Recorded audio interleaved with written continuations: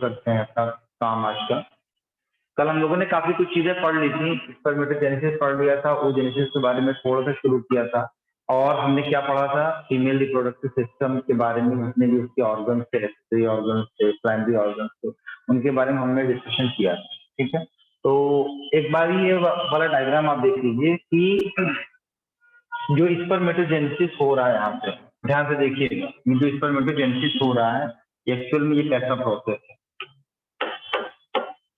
Spermatogenesis,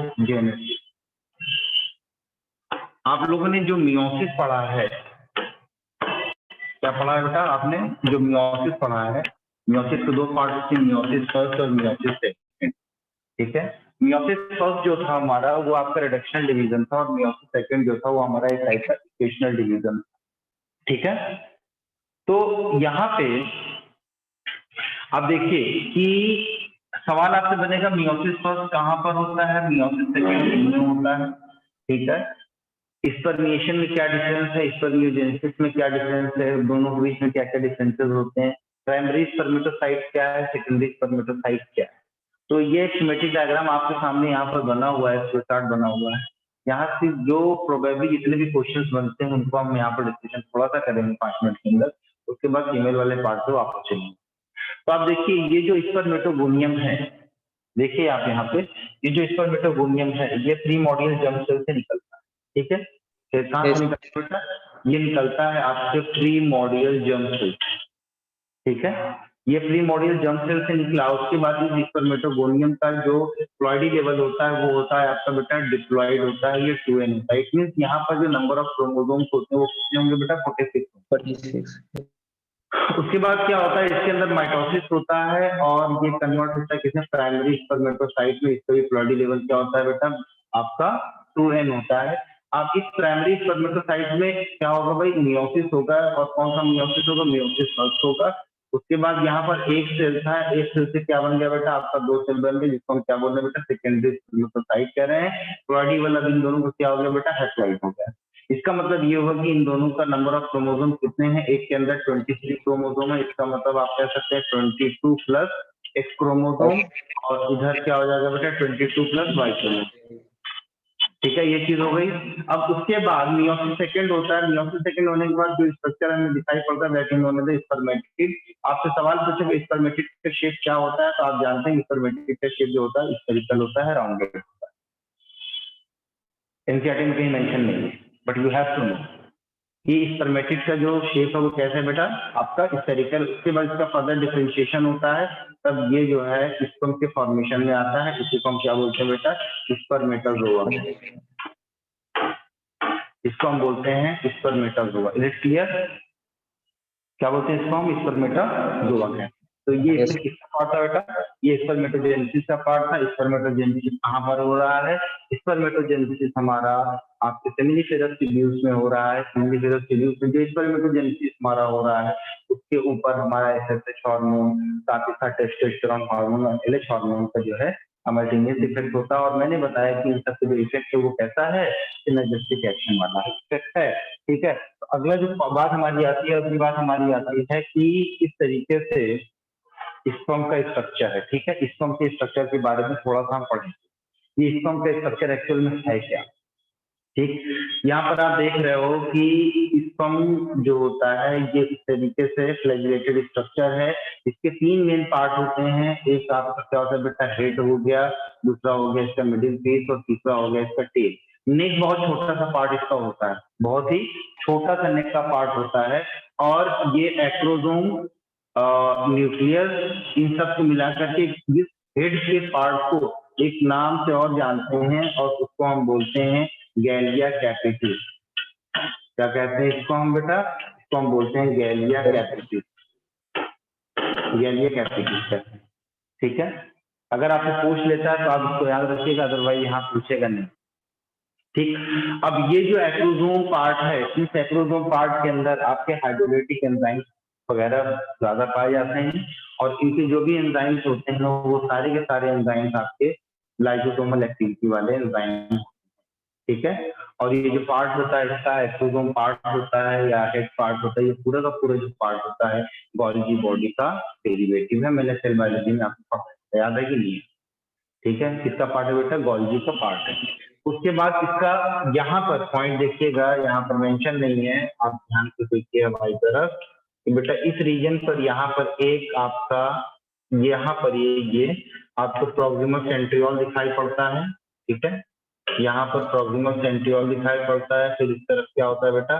distal centriole यहाँ पर दिखाई पड़ता है। जब भी स्पर्म की एंट्री होती है कहाँ पर? ओवा के अंदर।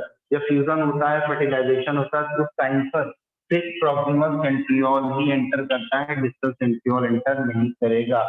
आप ये बात हमेशा याद रखिएगा, जब भी अगर प्रोक्सिमल सेंट्रियोल अगर एंटर नहीं करेगा ओवा के अंदर तो फर्टिलाइजेशन नहीं। सिर्फ फ्यूजन करना ही नहीं। जब ये मान लीजिए कि ये जब ओवा है, ये ओवा है, इस ओवा के अंदर जब स्पर्म एंटर कर जाएगा, स्पर्म एंटर जब करेगा तो इसका हेड पोर्शन, स्पर्म का हेड पोर्शन और इसका प्रोक्सिमल सेंट्रियोल ही ओवा के अंदर एंटर करेगा। बाकी सारी चीजें जो मिडिल पीस है, वो जो सेल रीजन है, वो सब क्या हो जाते हैं बेटा? रिलीज हो जाते हैं। ठीक है, तो ये जो प्रोक्सिमल सेंट्रियोल है ये स्पिंडल फाइबर बनाने में काम आता है, क्योंकि अंदर जाने के बाद ये मेल को न्यूक्लियाई में कन्वर्ट होता है। और मैं आगे अभी बताऊंगा कि ये मेटाफेज कॉम्प्लेक्स का जो है सिक्रेशन करता है। जिसकी वजह से जो हमारा सेकेंडरी ओसाइट है, जो मेटाफेज के स्टेज में अरेस्टेड है, वो फिर से रिज्यूम होता है, मेटाफेज से एनाफेज में आता है, एनाफेज टेलोफेज में। फर्दर वो अपना क्या करता है बेटा? अपना जो है सेल साइकिल कंप्लीट करता है। उसके बाद जो है जेनेटिक मटेरियल जो होते हैं उनका आपस में फ्यूजन होता है, इसको हम क्या बोलते हैं? एम्ब्रियो। ये बात हमने आपको मियोसिस में भी बताई, ये बात हमने मियोसिस में भी बताई बड़े डिटेल में। तो ये प्रोक्सिमल सेंट्रियोल जो होता है वो एंटर करता है। प्रोक्सिमल सेंट्रियोल जो है, ये जो प्रोक्सिमल सेंट्रियोल है ये एंटर करेगा, एंटर्स इनटू ओवा। अगर ये एंटर नहीं करेगा, ये थोड़ा सा एडवांस लेवल का क्वेश्चन है, अगर ये एंटर नहीं करेगा तो फ्यूजन नहीं होगा। इसका फ्यूजन नहीं होगा, या आप कह सकते हैं एंटीमिक्सिस नहीं होगी। एंटीमिक्सिस नहीं होगी, ये बात आगे आती है।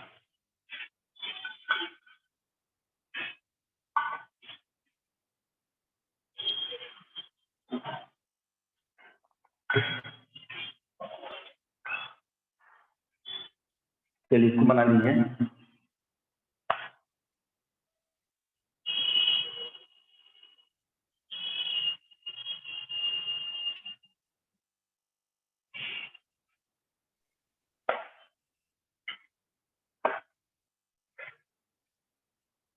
मैंने बताया था कल आपको कि ये जो स्पर्मेटोजोआ होते हैं या स्पर्म होते हैं बेटा, ये सारे के सारे स्पर्म जो है आपके एपिडिडाइमिस में जाकर के स्टोर होते हैं, एपिडिडाइमिस में जाकर के स्टोर होते हैं। अब जब इनका इजोकुलेशन होता है तो ये फीमेल के साथ क्या होता है बेटा? बाहर आता है। अब फीमेल क्या होता है? ठीक फ्लूइड होता है, ठीक है, वाइटिश फ्लूइड होता है, जिसके अंदर फ्रक्टोज का कंटेंट होता है और भी दूसरे मिनरल आयन का कंटेंट होता है। अब आपको मैं बता दूं कि फीमेल की जो विस्कोसिटी जितनी ज्यादा होगी, यानी जितना वो ज्यादा गाढ़ा होगा, स्पर्म की मोटिलिटी उतनी ज्यादा अच्छी होगी। कैसे? कि अगर मान लीजिए कि लिक्विड मीडियम ज्यादा है, ज्यादा फ्लूइडिटी है, ज्यादा पतला है, ठीक है, तो स्पर्म वहीं पर ज्यादा मोटाइल हो जाएगा। अब जब वो जेनेटल ट्रैक्ट में आएगा फीमेल के, तब आपको उसकी मोटिलिटी क्या हो जाएगी? कम हो जाएगी। क्यों? क्योंकि फीमेल के जेनेटल ट्रैक्ट का जो मीडियम है वो कैसा है बेटा? एसिडिक। अब सोचिए वो कितने बैरियर को क्रॉस करने के बाद वो कहाँ पर पहुंचना है? उसको पहुंचना है एम्पुला पर, एम्पुलरी इस्केमिक जंक्शन पर पहुंचना है। आप समझिए, तो सबसे पहले वेजाइनल ट्रैक्ट में जाएगा, जहाँ का मीडियम कैसा है? एसिडिक है, मतलब सर्वाइकल कैनाल से होते हुए जो है जाएगा। फिर उसके बाद पहुंचेगा कहाँ पर? यूट्राइन कैविटी में पहुंचेगा। यूट्राइन कैविटी से फिर कहाँ पर पहुंचेगा? आपके फेलोपियन ट्यूब में। और हम जानते हैं ये जो हमारा फेलोपियन ट्यूब है, इसकी जो इनर लाइनिंग है वो किसकी लाइनिंग है? सीलेटेड एपिथेलियम की लाइनिंग।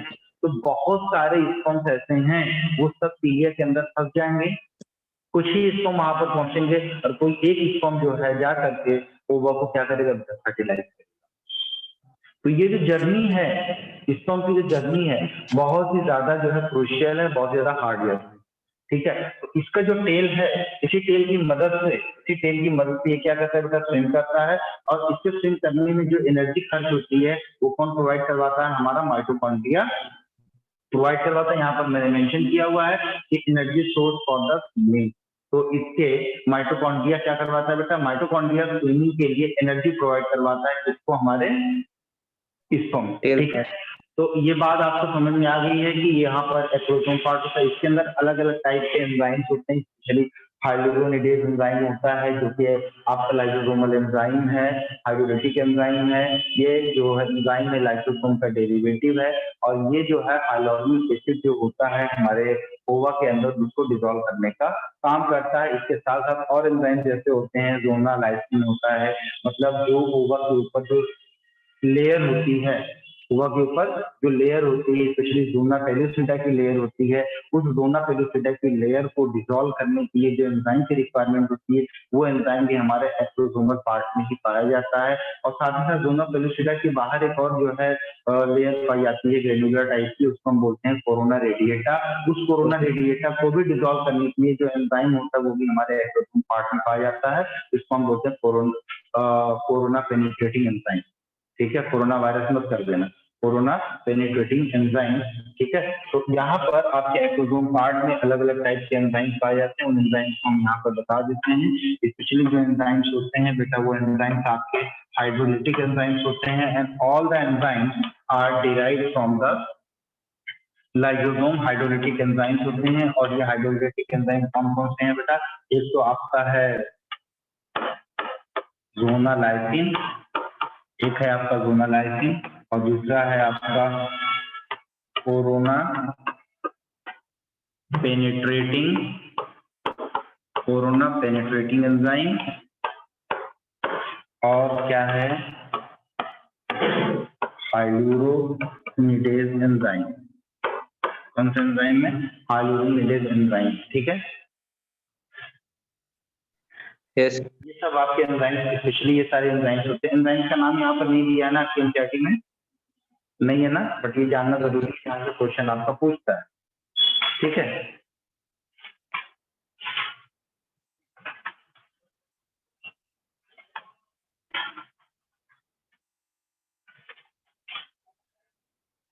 चलिए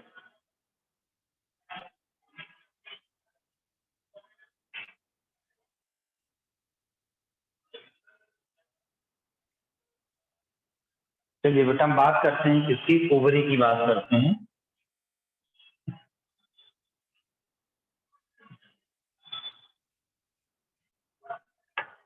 ओवरी की बात हम थोड़ा सा फिर से कर लेते हैं, जो कल हमने पढ़ाया था।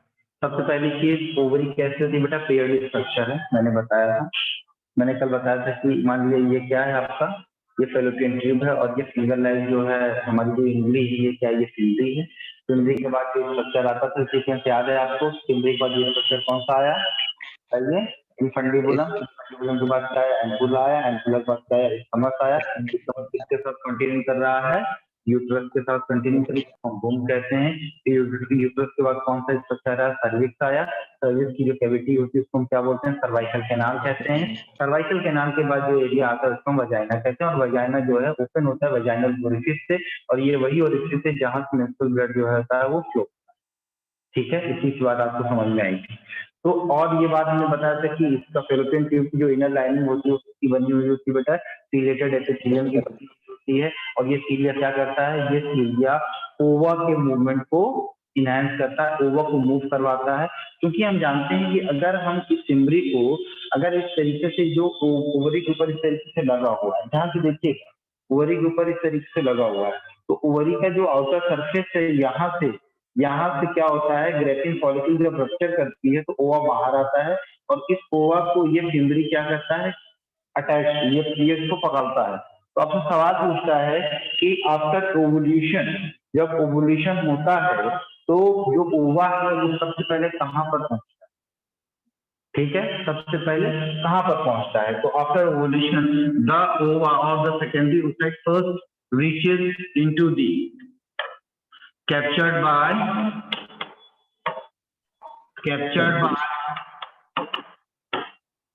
फिमरी।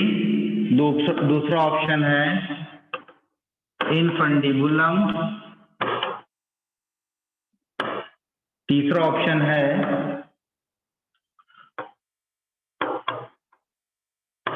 सीलोमिक कैविटी,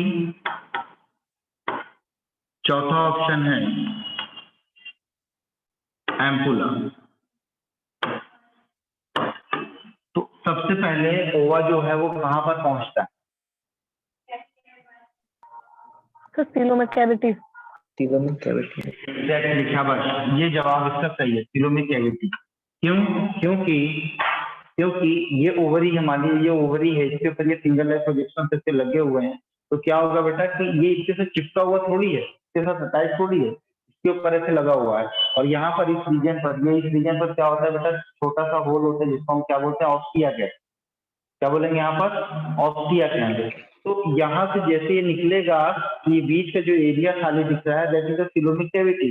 तो सबसे पहले ओवा कहाँ पर पहुंचे? कंसेप्ट को देखिए, सबसे पहले ओवा पहुंचा सीलोमिक कैविटी में। After this single line projection that is known as the film is captured the ova, और ये कैप्चर करेगा ओवा को। तो ओवा इस ऑस्टिया के थ्रू अंदर एंटर करेगा, और फिर जैसे ही अंदर एंटर करेगा तो आप देख रहे हो कि ये जो एरिया आपको दिख रहा है,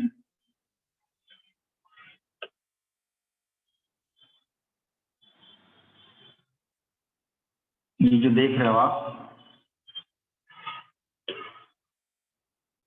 ये जो देख रहे हो यहाँ पर क्या लगा हुआ है बेटा, ये लगा हुआ है, ठीक है। तो यहाँ से जो ओवा निकला, यहाँ से जो ओवा निकला, ये ओवा कैसा है बेटा? स्फेरिकल है, और इसके अंदर कोई लोकोमोटरी स्ट्रक्चर नहीं दिख रहा है, कोई भी लोकोमोटरी स्ट्रक्चर इसके अंदर नहीं दिख रहा। तो जैसे ही ये ओवा इसके अंदर पहुंचा, कहाँ पर? इस इनफंडिबुलम में पहुंचा। इनफंडिबुलम के आगे पहुंचने के बाद कुछ इससे मूवमेंट होते हैं इसके अंदर, और भी अपना मूवमेंट होता है। तो यहाँ पर इसका जो इनर लाइनिंग है वो खींचा है बेटा, सीलिएटेड एपिथेलियम का बना हुआ है। तो ये सीलिएट अंदर स्लिप फ्लॉप मूवमेंट होता है, इस तरीके से सीलिया मूव करेगा, और मूव करेगा तो ये ओवा जो है धीरे धीरे यहाँ से होता हुआ इस एम्पुला वाले रीजन पर यहाँ पर पहुंचे, ठीक है। जैसे ये एम्पुला वाले रीजन पर यहाँ पर पहुंचा, और उसी सेम टाइम पर विदिन 48 आवर्स अगर इसको हम यहाँ पर आकर के इसके साथ मीट कर गया तो तब तो जो है फर्टिलाइजेशन होगा। अदरवाइज ये जो ओवा है ये 72 आवर्स में क्या हो जाता है बेटा? डीजनरेट कर जाता है। 72 आवर्स में क्या हो जाता है? डीजनरेट कर जाता है, ठीक है। इसलिए याद करिए कि जो अनप्रोटेक्टेड सेक्सुअल इंटरकोर्स होता है, और ये चांस होता है प्रेगनेंसी एस्टेब्लिश हो सकती है, ठीक है। फिर से बात को सुनो, अनप्रोटेक्टेड जब सेक्सुअल इंटरकोर्स होता है और ये चांस होता है कि प्रेगनेंसी एस्टेब्लिश कर सकती है, तो मार्केट में टैबलेट्स अवेलेबल हैं, इसको अनवांटेड 72 के नाम से आती है, जिसके अंदर प्रोजेस्टेरोन वगैरह, लेवोनॉर्जेस्टेरॉल जो होता है वो क्या करता है कि जो 72 लिखा हुआ ना, उसका मतलब ही यही होता है कि वो जा करके ओवा के ऊपर अटैक करेगा और ओवा को डिस्ट्रॉय करेगा, खत्म करेगा। जब ओवा ही डिस्ट्रॉय हो जाएगा तो फिर स्पर्म जो उसके साथ फ्यूज हो चुका है वो फर्दर जो है उसके अंदर फ्यूजन नहीं होगा और जाइगोट का फॉर्मेशन नहीं होगा। ये इसके पीछे का कंसेप्ट है, ठीक है। अब मान लीजिए कि ये जो सीलिया आपका है, ये सीलिया आप देख रहे हो, सीलिया है, तो ये सीलिया जब ओवा को यहाँ से यहाँ तक लाएगा, तो यही सीलिया जब जाइगोट बन जाएगा तो उस जाइगोट को धीरे धीरे मूव करवाएगा, और जाइगोट के अंदर फर्दर डेवलपमेंट होता रहेगा, और फाइनली जो है ये कहाँ पर इसको जा करके क्या करवा देगा बेटा? इम्प्लांट करवा देगा। ये एंडोमेट्रियम की वॉल पर जाकर के क्या करेगा बेटा? इम्प्लांट करवा देगा। ये बात आप सुन, तो सीलिया का काम बहुत ज्यादा इंपॉर्टेंट है। अगर सीलिया नहीं रहेगा तब एक्टोपिक प्रेगनेंसी के चांसेस हो सकते हैं। बताया था एक्टोपिक प्रेगनेंसी क्या होती है। एक्टोपिक प्रेगनेंसी वो प्रेगनेंसी होती है कि जो उसके मेन साइट पर, यानी कि यूट्रस पर ना हो सके, other than the uterine part हो, लाइक फैलोपियन ट्यूब में, लाइक सर्विक्स में। अगर यहाँ पर प्रेगनेंसी एस्टेब्लिश होती है, मतलब जाइगोट अपने आप को डिवाइड करके बड़ा करता है यूट्रस के अलावा कहीं और, तो उस टाइप की जो प्रेगनेंसी होती है that is known as the ectopic pregnancy. कौन सी प्रेगनेंसी कहते हैं उसको? Ectopic pregnancy. क्या बोलते हैं बेटा? एक्टोपिक प्रेगनेंसी हम उसको कहते हैं। Is it clear? Ectopic pregnancy, ठीक। इसके बाद क्या है कि ये पॉइंट आपको समझ में आ गया सब?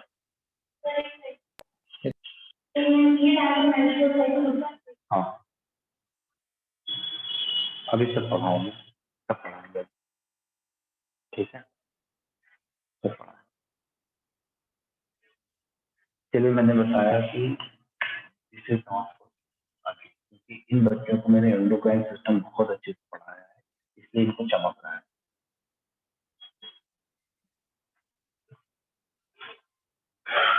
ठीक है, फिर मैं कहूँगा प्रोजेस्टेरॉन का लेवल बहुत ज्यादा होता है इसलिए रुक जाता है। हम लोग सारे प्रोजेस्टेरॉन क्या है, फिर मैं बताऊंगा ये ओवरी का ग्लैंडुलर टेंशन मत लीजिए।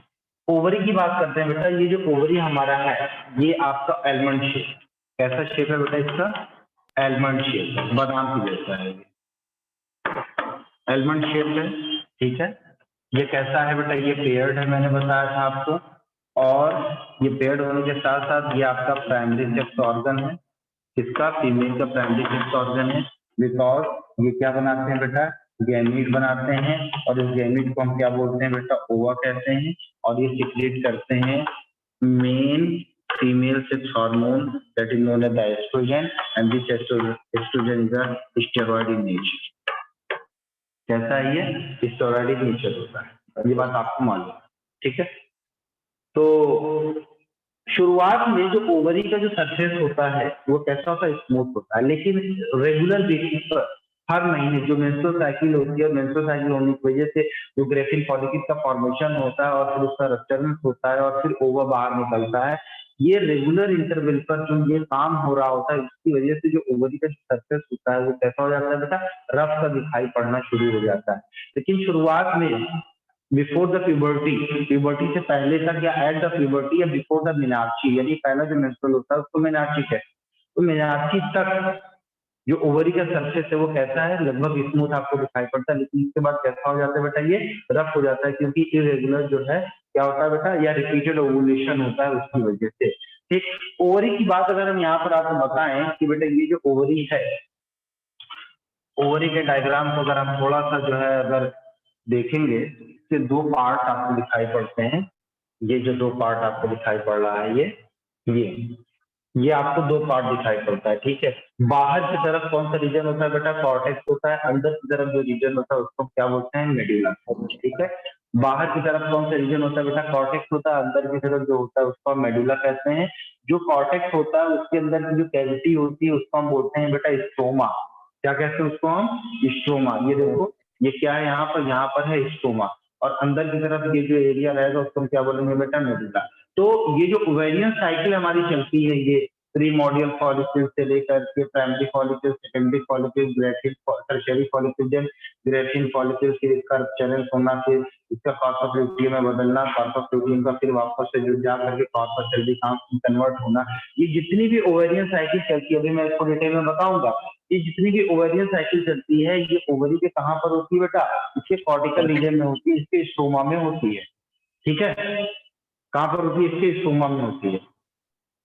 तो ओवरी के दो पार्ट हो गए, ओवरी के दो पार्ट में कौन क्या क्या बताया हमने, एक तो बाहर की तरफ कौन सा रीजन हो गया बेटा, कॉर्टेक्स हो गया, और अंदर की तरफ रीजन कौन सा हो गया बेटा, मेडुला हो गया। अंदर की तरफ कौन सा रीजन हो गया, मेडुला हो गया। और मेडुला के अंदर क्या क्या चीजें होती है पहले हम इसको जान लेते हैं, टाइम नहीं है।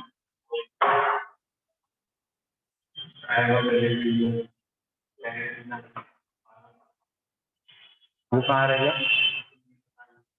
साथ में ही रहता है मत, तो वैसा क्या बता दिया,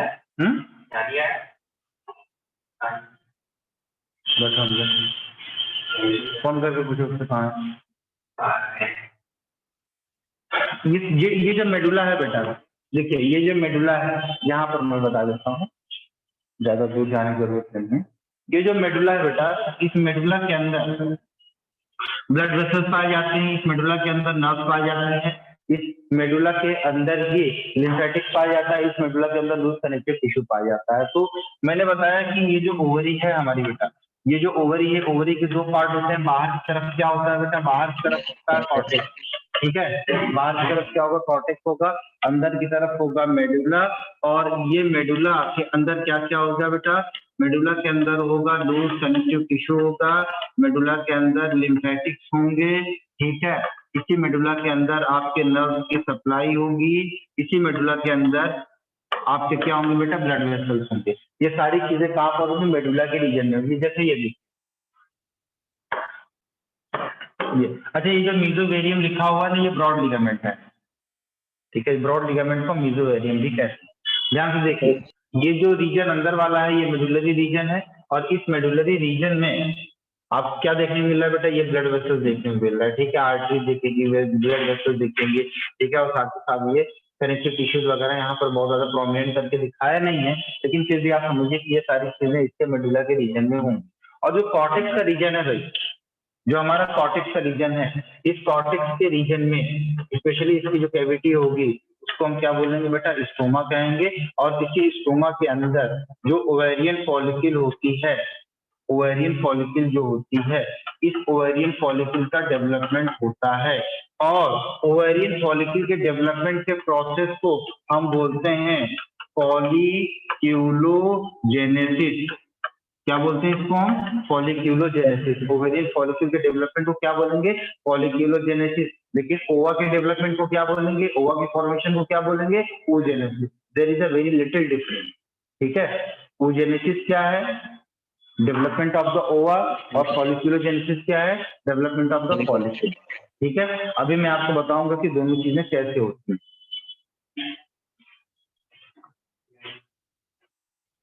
ठीक है। अब हमारा ये जो ओवरी है, हमारा जो ओवरी है, ओवरी का जो कवरिंग होती है, ध्यान से सुनना हमारी बात। ओवरी की जो कवरिंग होती है वो कवरिंग किसकी होती है, किस एपिथेलियम की होती है। क्वेश्चन आपसे पूछेगा, यहाँ पर मेंशन नहीं है, ये पार्ट है किसका, एनिमल टिश्यू का पार्ट है। तो ओवरी की जो कवरिंग होती है वो होती है बेटा क्यूबॉइडल एपिथेलियम। किसकी होती है, रिलेटेड यहाँ कहाँ होगा बे, वो फैलोपियन ट्यूब में होगा। ओवरी की जो कवरिंग होती है वो किसकी होती है बेटा, क्यूबॉइडल एपिथेलियम की। क्यूबॉइडल एपिथेलियम के ठीक नीचे ट्यूनिका एल्बुजिनिया पाई जाती है, ठीक है। जैसे टेस्टिस के ऊपर कवरिंग थी, सबसे बाहर कौन सी थी, ट्यूनिका वेजिनालिस थी, फिर एल्बुजिनिया थी, फिर ट्यूनिका वेस्कुलोसा थी।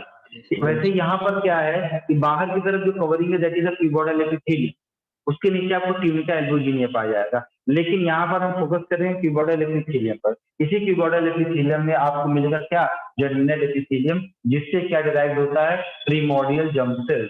इसी प्रीमोर्डियल जर्म सेल से क्या बनेगा बेटा, oogonia बनेगा। इसका फ्लोडी लेवल क्या होता है, डिप्लॉइडी होता है, टू वेन होता है। फिर उसे प्राइमरी oocyte बनेगा, जो कैसा होगा, वो भी डिप्लॉइड होगा। फिर सेकेंडरी oocyte बनेगा, फिर फर्दर चीजें इस तरीके से होती रहती, ठीक। तो ये चीज आपको समझ में आ गई। तो अब चलिए बात करते हैं बेटा किसकी, oogenesis की बात करते हैं। एक्चुअल में oogenesis है क्या हमारा, ठीक। तो आप याद रखिएगा, ये जो oogenesis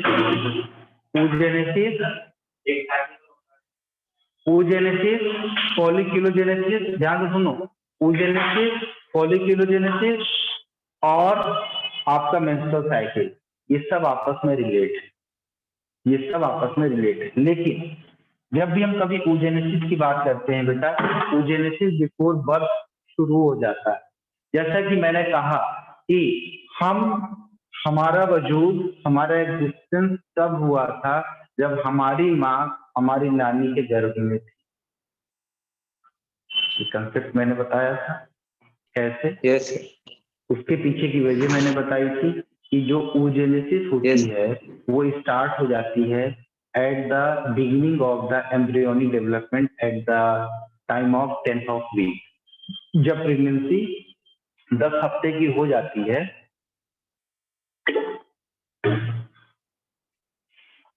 जब प्रेगनेंसी 10 हफ्ते की हो जाती है उस वक्त oogenesis स्टार्ट हो जाती है, ठीक है। oogenesis स्टार्ट होने के बाद वो प्राइमरी oocyte पर आने पर वो क्या हो जाती है बेटा, वो अरेस्ट हो जाती है।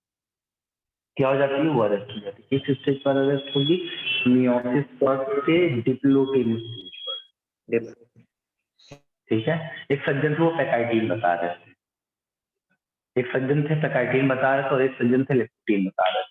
हमने कहा आप कुछ भी बताइए, मैं तो डिप्लोटिन जानता हूँ, मैंने वही पढ़ा भी है, ठीक है। तो एज सच डिप्लोटिन के नाम से आपसे क्वेश्चन तो नहीं पूछेगा, लेकिन आपसे ये जरूर पूछेगा कि ये मियोसिस फर्स्ट के प्रोफेज फर्स्ट के स्टेज में ये अरेस्टेड फॉर्म में होती है और इसका जो स्टॉपेज होता है ये कब तक रहता है बेटा? प्यूबर्टी तक, साल में तब तक प्यूबर्टी तक की स्टेज रुकी हुई रहती है। उसके बाद जैसे ही प्यूबर्टी आती है, लड़की चाहे 11 साल की हो गई, 12 साल की हो गई, 13 साल की, ये जो टाइम पीरियड होता है फीमेल्स के अंदर मेंस्ट्रुअल साइकिल का शुरू होना होता है। तो पहली दफा जब मेंस्ट्रुअल साइकिल शुरू होगी तब हम क्या बोलते हैं बेटा? मेनार्ची कहते हैं। उसके बाद ये प्राइमरी स्पर्मेटोसाइट अपने आप को किसमें फर्दर जो है डिवीजन करके वो सॉरी स्पर्मेटोसाइट में से निकल रहा है। प्राइमरी oocyte जो है वो इसमें कन्वर्ट होगा बेटा, सेकेंडरी oocyte में कन्वर्ट होगा और जैसे ही कन्वर्ट होने को वहां पर आपको क्या मिलेगा बेटा? पोलर बॉडी का फॉर्मेशन होना शुरू हो जाएगा। ठीक है, फिर सेकेंडरी oocyte जब बन गया, अब ये सेकेंडरी oocyte आने के बाद ये वापस से मियोसिस सेकेंड के मेटाफेज सेकेंड स्टेज पर रुक जाएगा। ठीक है, मियोसिस सेकेंड के मेटाफेज सेकेंड पर आकर के रुक जाएगा। जब तक ये रुका रहेगा जब तक कि कोई स्पर्म आकर के इसके साथ अटैच नहीं होता है। जैसे ही इसके साथ आकर के स्पर्म अटैच होता है, फ्यूजन होता है, तब स्पर्म की वजह से क्या निकलता है बेटा? Anaphase promoting complex. क्या निकलता है? एनाफेज प्रमोटिंग कॉम्प्लेक्स निकलता है। जिन बच्चों ने सेल साइकिल पढ़ी है हमसे उन बच्चों को बहुत अच्छे से क्लियर हो रहा होगा कि ये एनाफेज प्रमोटिंग कॉम्प्लेक्स क्या करेगा? जो आपका सेकेंडरी oocyte के अंदर जो एमपीएफ है, मेटाफेज प्रमोटिंग फैक्टर है, जो कि अक्यूमुलेट कर रहा है, उसके असर को क्या करेगा बेटा? कम करेगा। और फर्दर जो सेकेंडरी oocyte है वापस से अपना अरेस्टेड वाला जो सेल डिवीजन है उस सेल डिवीजन को वापस से रिज्यूम करेगा और फर्दर अपना सेल साइकिल कंप्लीट करेगा और एक पोलर बॉडी वहां पर और बनेगी और फिर जो मेल प्रोन्यूक्लियाई है और अभी जो फीमेल प्रोन्यूक्लियाई है ये आपस में फ्यूज होगा। इस फ्यूजन के फिनोमेना को हम एंटीमिक्सिस कहेंगे और इस एंटीमिक्सिस होने के बाद क्या बनेगा बेटा? जाइगोट बनेगा।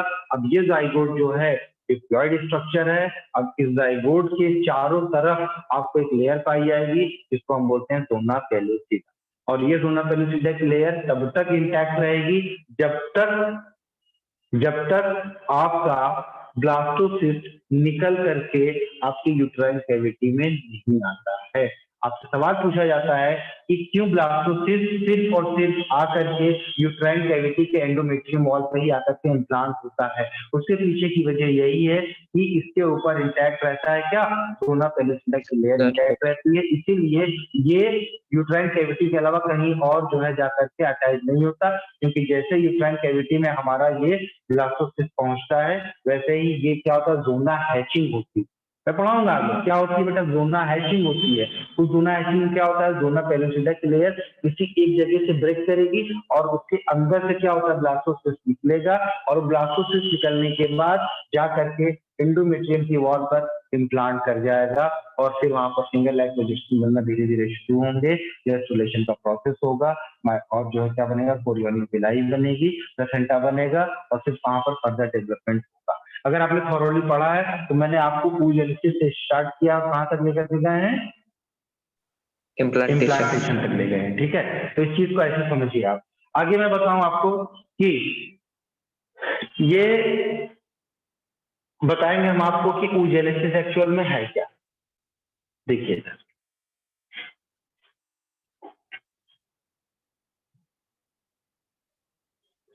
चलिए तो आप लोग मैं बताऊं कि oogonia क्या होता है बेटा। ये सब पढ़े और ये सब जो टॉपिक है oogenesis और oogonia ये oogenesis जो है ह्यूमन रिप्रोडक्शन का सबसे मुश्किल वाला टॉपिक होता है। बच्चे बड़े कंफ्यूज, बच्चे बहुत ज्यादा कंफ्यूज होते हैं। मिलियंस ऑफ मिलियंस जो है oocyte का फॉर्मेशन होता है, ठीक है, oogonia का फॉर्मेशन होता है। फिर फर्दर वो जब बर्थ के टाइम पर इसके अंदर जो oocytes होते हैं वो 60,000 to 80,000 होते हैं। ठीक है, उसके बाद ये सीधे फर्दर डीजनरेट होते हैं और फाइनली 400 से 800 या 600 फॉलिकल का फॉर्मेशन होता है, बनता है। और हर महीने फ्रॉम द ईच ओवरी एक फॉलिकल का डेवलपमेंट इधर से होगा, दूसरे फॉलिकल का डेवलपमेंट इधर से होगा। अगर मान लीजिए कि सेम टाइम पर एक ही मेंस्ट्रुएशन में 2 फॉलिकल का डेवलपमेंट हो गया और 2 ओवर रिलीज हो गए और वो 2 ओवर रिलीज हो गए तो स्पर्म ढेर सारे निकल रहे हैं बेटा, मिलियंस की तादाद में निकल रहे हैं स्पर्म। तो कोई एक स्पर्म एक होगा तो कोई एक स्पर्म दूसरे होगा, तो अगर फ्यूज होता है तब वहां पर जो है जुड़वा बच्चे बनते हैं। तो एक तरीका तो ये होता है जुड़वा बच्चे पैदा होने का। ये कौन सा हुआ बेटा? Dizygotic twins. कैसे हो गई ये? डाइजाइगोटिक ट्विंस, मतलब अलग अलग जाइगोट बने, एक हुआ इधर से आया, दूसरा हुआ इधर से आया, दोनों अलग अलग स्पर्म के साथ फ्यूज हो जाए, तो ये क्या हो गया बेटा? डाइजाइगोटिक ट्विन हो गया। लेकिन एक ट्विंस कैसा था? मोनोजाइगोटिक होता है। जब फर्दर वो डेवलपमेंट होता है तो जब ब्लास्टोमियर्स का फॉर्मेशन हो जाता है तो ब्लास्टोसिस्ट की स्टेज पर जाने के बाद क्या हो जाता है? वो दोनों ब्रेक हो जाते हैं, तो वो आइडेंटिकल होते हैं। वो कैसे होते हैं? वो ट्विंस कैसे होते हैं? आइडेंटिकल होते हैं। या तो वो लड़का लड़का बनेगा या तो लड़की लड़की बनेगा, लड़का लड़की कभी नहीं बनेगा। जो मोनोजाइगोटिक होंगे उनमें दो ही चीज आपको दिखेगी, या बेबी बेबी पैदा होगा या बाबा बाबा पैदा होगा। लेकिन डाइजाइगोटिक में दोनों हो सकते हैं, लड़का लड़का, लड़की लड़की, लड़की लड़का, दोनों। लेकिन दोनों की आदत, दोनों के बिहेवियर वो अलग अलग रहेंगे डाइजाइगोटिक। मोनोजाइगोटिक में क्या होगा? जुड़वा है तो उनकी शक्ल, उनका स्टेचर, उनका थोड़ा बहुत बिहेवियर सब एक जैसा होता है। कभी देखे हो ना ऐसे कि कहते हैं ये भाई बहन जुड़वा है, ये भाई बहन जुड़वा है, ठीक है जुड़वा है, लेकिन वो मोनोजाइगोटिक नहीं, वो डाइजाइगोटिक। ये दोनों बहनें कैसी हैं? जुड़वा हैं। जैसे चिंकी मिंकी आती है ना कपिल शर्मा के शो में, वो मोनोजाइगोटिक ट्विन। ठीक है, तुम्हारे ये जो महेंद्र भैया है यहाँ पे, ठीक है, उनके जुड़वा बच्चे हैं, ठीक है, वो भी कैसे हैं? Monozygotic twin. अभी रोजर फेडरर को बच्चा हुआ है, 5 साल पहले जुड़वा बेटी हुई थी, और अभी 5 साल के बाद क्या हुआ? जुड़वा बेटे पैदा हुआ। ठीक है, तो जुड़वा वो कैसे थे बेटा? Monozygotic twin. जब एक ही जाइगोट से दो का फॉर्मेशन होता है। देखिए, जब हम उगोनिया देखेंगे तो उगोनिया कहाँ पर बनता है बेटा? ध्यान से समझिएगा। उगोनिया बनेगा बेटा फीटल ओवरी में। उगोनिया कहाँ पर बनता है? फीटल ओवरी में बनता है। ठीक है, कहाँ पर बनेगा? फीटल ओवरी में बनेगा। अब इस उगोनिया का अगर हम माइटोसिस करवाएंगे, इस उगोनिया का हम माइटोसिस करवाएंगे तो इसको हम बोलेंगे प्राइमरी oocyte। क्या कहेंगे बेटा? ये प्राइमरी oocyte है। अब ये प्राइमरी oocyte जाकर के अरेस्टेड होगा किस स्टेज पर? प्रोसेस फर्स्ट के डिप्लोटिन स्टेज पर जाकर के अरेस्ट होगा। और ये टाइम पीरियड बहुत लंबा होता है। आपसे सवाल पूछेगा कि arrested stage of the in the oogenesis किसका होता है? तो आपका जवाब होगा प्राइमरी oocyte का होगा। कब से? बिफोर बर्थ से लेकर के कब तक? प्यूबर्टी तक। कहाँ तक? प्यूबर्टी तक। ठीक है, अब आपको मैं बताऊं कि ये जो प्राइमरी oocyte है बेटा, ये प्राइमरी oocyte कुछ सेल से सराउंडेड हो जाएंगे। मान लीजिए कि ये आपका क्या है? Primary oocyte। अब ये प्राइमरी oocyte कैसा है बताइए जरा? ये प्राइमरी oocyte का प्लाडी लेवल कैसा है? बोलो जल्दी से। डिप्लॉयड है। ये क्या है? डिप्लॉयड है। ये जो दिख रहा है प्राइमरी oocyte, इसके चारों तरफ एक सेल जो होती है एक लेयर के फॉर्म में एग्रीगेट हो जाती है। That aggregation of the cell is called the granulosa cell. क्या कहेंगे? Granulosa cell. और यही ग्रेनुलोसा सेल्स जो होती हैं वो क्या करती हैं बेटा? बोलो बोलो। नरिशमेंट के साथ साथ कौन सा हार्मोन का सिक्रेशन करेंगे? ये एस्ट्रोजन हार्मोन का सिक्रेशन करेंगे आगे चल। कैसे? यही ग्रेनुलोसा सेल्स के अंदर फर्दर रीअरेंजमेंट होता है, तब ये थीका सेल्स में कन्वर्ट हो जाती हैं। तो उस थीका सेल्स को हम दो में डिफरेंशिएट करते हैं, थीका एक्सटर्ना और थीका इंटरना। बस समझिए आप, थीका एक्सटर्ना और थीका इंटरना। पढ़े नहीं थे क्या एनसीईआरटी? सब एनसीईआरटी की बात बता रहे हैं बेटा। क्योंकि एनसीईआरटी देखो,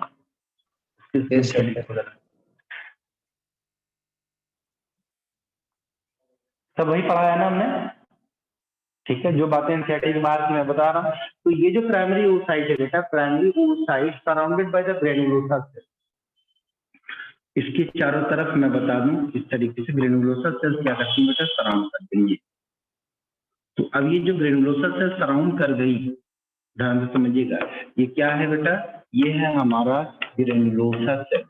अब ये जो ग्रेनुलोसा सेल्स इस प्राइमरी oocyte को क्या कर रही हैं? सराउंड कर रही हैं। इसलिए इस वाले फॉलिकल को हम बोलते हैं प्राइमरी फॉलिकल।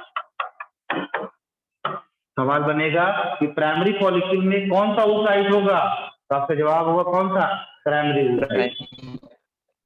ठीक है, क्या सवाल बनेगा कि प्राइमरी फॉलिकल एक्चुअल में है क्या? तो प्राइमरी फॉलिकल वो फॉलिकल है जिसमें primary oocyte surrounded by the granulosa cell.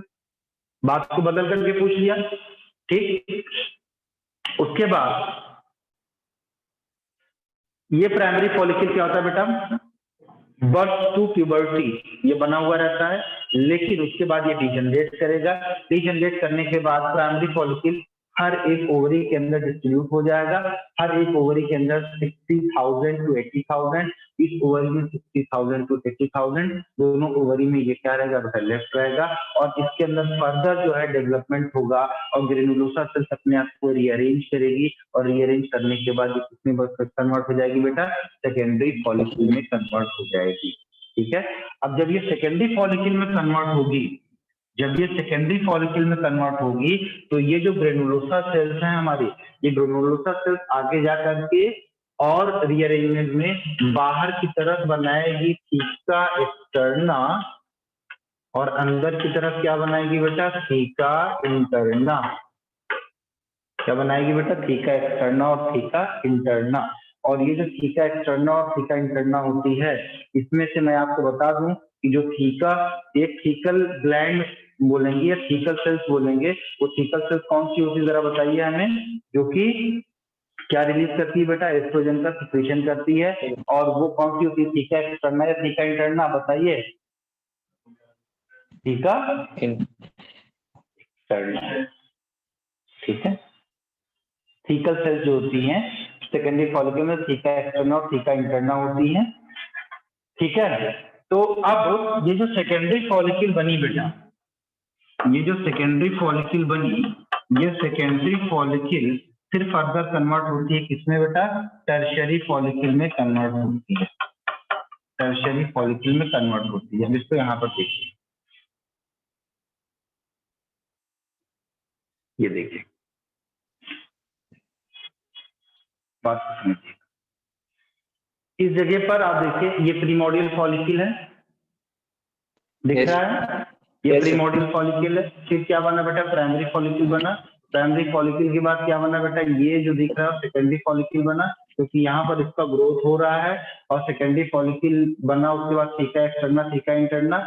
उसके बाद आपका आता है कौन सा? Tertiary follicle. ये जो आपका एक्रेटिक फॉलिकल है, ये आपका टर्शियरी फॉलिकल होता है। टर्शियरी फॉलिकल में जो आपकी ग्रेनुलोसा सेल्स होती हैं, वो क्या हो जाती है? पेरीफेरी की तरफ शिफ्ट होना शुरू हो जाती है, और बीच में कैविटी बनती है। उस कैविटी को हम क्या बोलते हैं बेटा?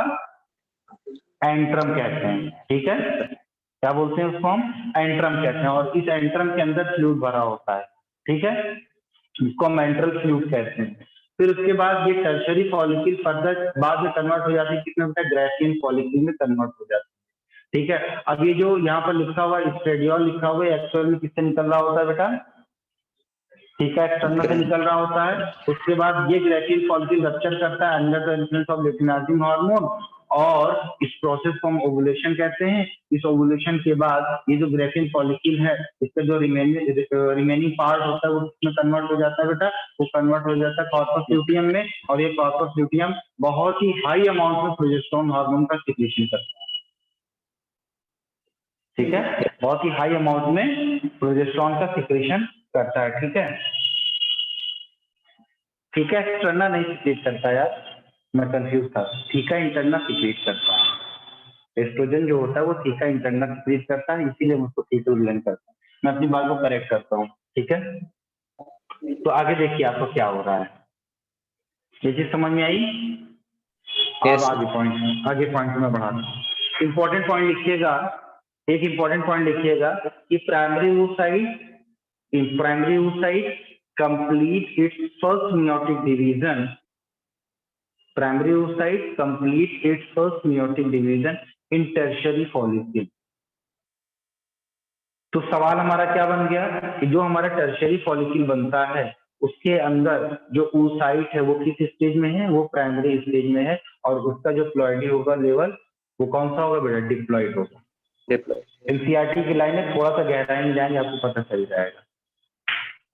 ठीक है, primary oocyte complete it's first meiotic division in tertiary follicle. ठीक है, अब जब प्राइमरी oocyte बेटा देखिएगा, प्राइमरी oocyte है, प्राइमरी oocyte है। अब ये प्राइमरी oocyte इसके अंदर मौजूद है बेटा, टर्शियरी फॉलिकल के अंदर मौजूद है। तब अब इसका फर्स्ट मेयोटिक डिवीजन जब कंप्लीट होता है तो दो चीजें आपको दिखाई पड़ती हैं। एक तो आपको दिखाई पड़ेगा सेकेंडरी oocyte, क्या दिखाई पड़ेगा, सेकेंडरी oocyte, और यहाँ पर दिखाई पड़ेगा फर्स्ट पोलर बॉडी। ध्यान से समझिएगा कि ये जो सेकेंडरी oocyte है और फर्स्ट पोलर बॉडी है, दोनों का जेनेटिक कॉम्बिनेशन सेम है, लेकिन जो आपका पोलर बॉडी है ये डीजनरेट कर जाता है। ये क्या कर जाता है बेटा, डीजनरेट कर जाएगा। क्यों डीजनरेट कर जाएगा, क्योंकि यहाँ पर जो अमाउंट ऑफ साइटोप्लाज्म है वो बहुत ही लिटिल है, बहुत ही कम है। क्योंकि साइटोप्लाज्म होगा तभी तो उसको न्यूट्रिशन मिल पाएगा, अदरवाइज नहीं मिल पाएगा। तो ये साइटोप्लाज्म के बहुत कम होने की वजह से हमारा ये जो पोलर बॉडी है पहला वाला, ये क्या हो जाता है बेटा, डीजनरेट कर जाता है। और सेकेंडरी oocyte क्या करता है भाई, ये हमारा बचा हुआ रहेगा, यही आगे चल करके ग्रेसियन फॉलिकल से बाहर निकलने की कोशिश करेगा। ठीक है, अब ये जो सेकेंडरी oocyte है, ध्यान दीजिएगा, अब ये जो सेकेंडरी oocyte है बेटा, ये सेकेंडरी oocyte कवर हो जाता है किससे, ज़ोना पेलुसिडा। किससे कवर हो जाएगा बेटा, ज़ोना पेलुसिडा। तो सवाल ये बनता है कि ज़ोना पेलुसिडा की लेयर कब बनती है ना। सवाल क्या बना आपका, कब बनती है। अब ये कब का क्वेश्चन तो वहां पर नहीं है, लेकिन ये जरूर लिखा हुआ है कि after the formation of secondary oocyte, the secondary oocyte is surrounded by the zona pellucida layer. और ये जो ज़ोना पेलुसिडा की लेयर बन रही है किसकी वजह से बन रही है, ग्रेनुलोसा सेल्स के सिक्रेशन से बन रही है। ठीक है, तो क्या हो गया, ये यही सवाल घुमा घुमा के पूछेगा और आप घन चक्कर खा करके गिरे। ठीक है, तो मैंने क्या बताया कि ये प्राइमरी oocyte इसके अंदर मौजूद है बेटा, टर्शियरी फॉलिकल के अंदर मौजूद है, और यहाँ पर फर्स्ट मेयोटिक डिवीजन ये कंप्लीट करेगा। जब फर्स्ट मेयोटिक डिवीजन कंप्लीट करेगा तो सेकेंडरी oocyte और फर्स्ट पोलर बॉडी बनेगी। फर्स्ट पोलर बॉडी बेटा डीजनरेट कर देगी क्योंकि यहाँ पर अमाउंट ऑफ साइटोप्लाज्म क्या है, बहुत कम है, अमाउंट ऑफ साइटोप्लाज्म बहुत कम है, इस वजह से इसको प्रॉपर न्यूट्रिशन नहीं मिल पाएगा और ये क्या कर जाएगी बेटा, डीजनरेट कर जाएगी। ठीक है, लेकिन सेकेंडरी oocyte क्या करेगा, सर्वाइव करेगा। और इस सेकेंडरी oocyte के चारों तरफ कौन सी लेयर आ जाएगी, ज़ोना पेलुसिडा की लेयर आ जाएगी। फर्दर और आगे से हम चलेंगे तो जब ये रिलीज होने को होगा ग्रेसियन फॉलिकल से, तब इसके चारों तरफ एक और लेयर आ जाएगी, that is known as the corona radiata. तो सबसे बाहर की लेयर कौन सी होगी, oocyte के कोरोना रेडिएटा। फिर कौन सी लेयर होगी, ज़ोना पेलुसिडा। और अंदर अभी हम आएंगे, डायग्राम बताएंगे, वो आपको स्पेस दिखाई पड़ेगा, उसको हम बोलेंगे पेरीवेटेलाइन स्पेस। क्या बोलेंगे, पेरीवेटेलाइन स्पेस। ठीक, तो आपसे सवाल पहला ये बनता है कि पोलर बॉडी का फॉर्मेशन कब होता है। पोलर बॉडी का, पहली पोलर बॉडी का फॉर्मेशन तब होगा जब प्राइमरी oocyte टर्शियरी फॉलिकल के अंदर जो मौजूद है उसका फर्स्ट मेयोटिक डिवीजन कंप्लीट होगा, तब पहली बार जो है पोलर बॉडी का फॉर्मेशन। बात समझ में आई, ठीक है, ये चीज आप लिख लीजिए।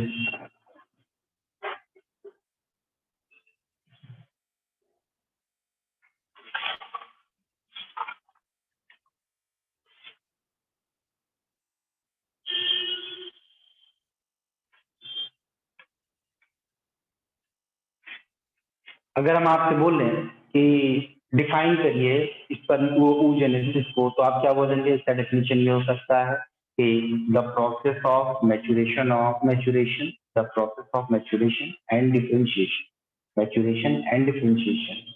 Of primordial germ cells to oogonia, primary oocyte, secondary oocyte and the mature ova. यही सारे सीक्वेंसेस है ना बेटा। मैंने क्या बताया कि प्रीमोर्डियल जर्म सेल, oogonia, क्या है बेटा, oogonia, primary oocyte, secondary oocyte, ओवा। ये जितना इवेंट आपको दिख रहा है oogenesis में यही तो इतना होता है। ये डेफिनेशन के फॉर्म में आप लिख सकते हैं कि the maturation and the differentiation of the primordial germ cell to the oogonia, primary oocyte, secondary oocyte and the location कहाँ पर है इसकी, कहाँ पर ये इवेंट हो रहा है, वो इवेंट हो रहा है ओवेरियन कॉर्टेक्स या ओवेरियन स्ट्रोमा, पहली चीज। दूसरा, इसकी पेक्युलरिटीज की अगर हम बात करें, इसकी पेक्युलरिटीज क्या है, पेक्युलरिटीज ऑफ द oogenesis। तो पहला है कि it starts before the birth. क्या है, start before the birth, birth से पहले। कब स्टार्ट होता है, at the 10th week of pregnancy, 10th week of pregnancy. बात तो समझ में आई ना बात। जैसे हमारी मदर अपनी मदर के वोम्ब में है और उस वक्त हमारी मदर की एज कितनी है बेटा, 10th वीक है, तब उनके अंदर क्या हो रहा है, oogenesis स्टार्ट हो गया, oogenesis स्टार्ट हो गया। जब स्टार्ट हो तो प्राइमरी oocyte आने के बाद वो अरेस्टेड फॉर्म में हो गया। अब वो अरेस्टेड फॉर्म में हो गया, प्यूबर्टी जब स्टार्ट हुई, जब प्यूबर्टी शुरू हुई, तब ये फिर से रिज्यूम हुआ। अब ये क्या कर रहा है भाई, अभी ये अपना मियोटिक डिवीजन फर्स्ट कंप्लीट कर रहा है, तो अब ये सेकेंडरी oocyte बना, फर्स्कुलर बॉडी बना।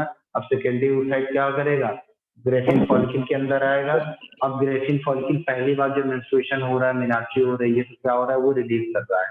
जब वो रिलीज कर रहा है तो अगर वो फीमेल की शादी हो चुकी है और उस टाइम पर आफ्टर द ओवुलेशन के विद इन 24 आवर्स अगर सेक्सुअल इंटरकोर्स होता है, तो मेल स्पर्म और एक फीमेल ओवा के बीच में क्या होगा, फ्यूजन होगा।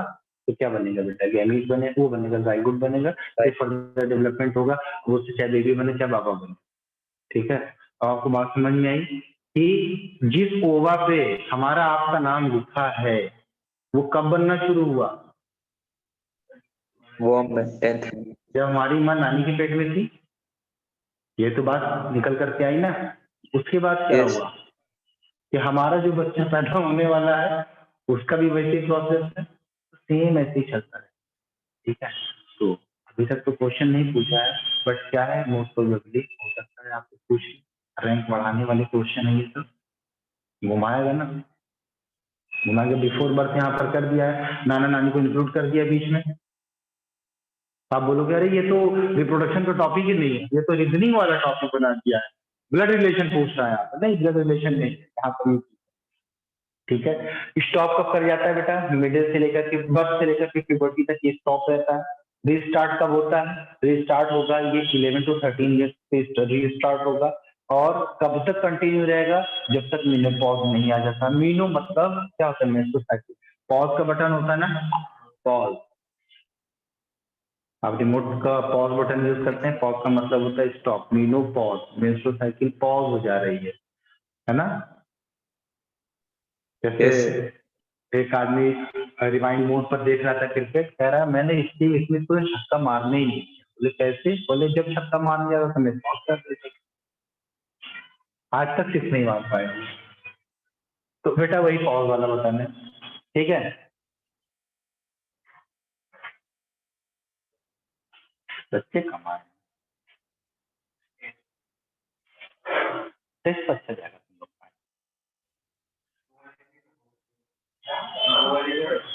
2 बजे से क्यों, ये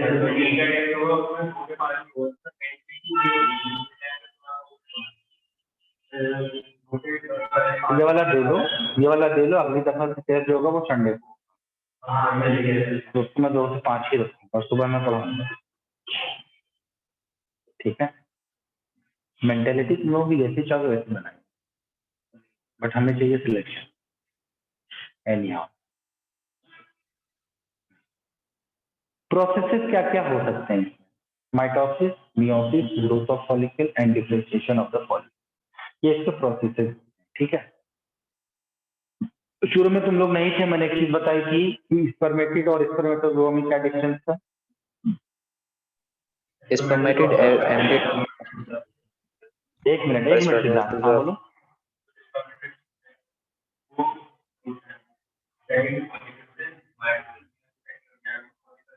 अब स्पर्मेटिड राउंडेड होता है, स्पर्मेटोजोआ फ्लैजिलेटेड।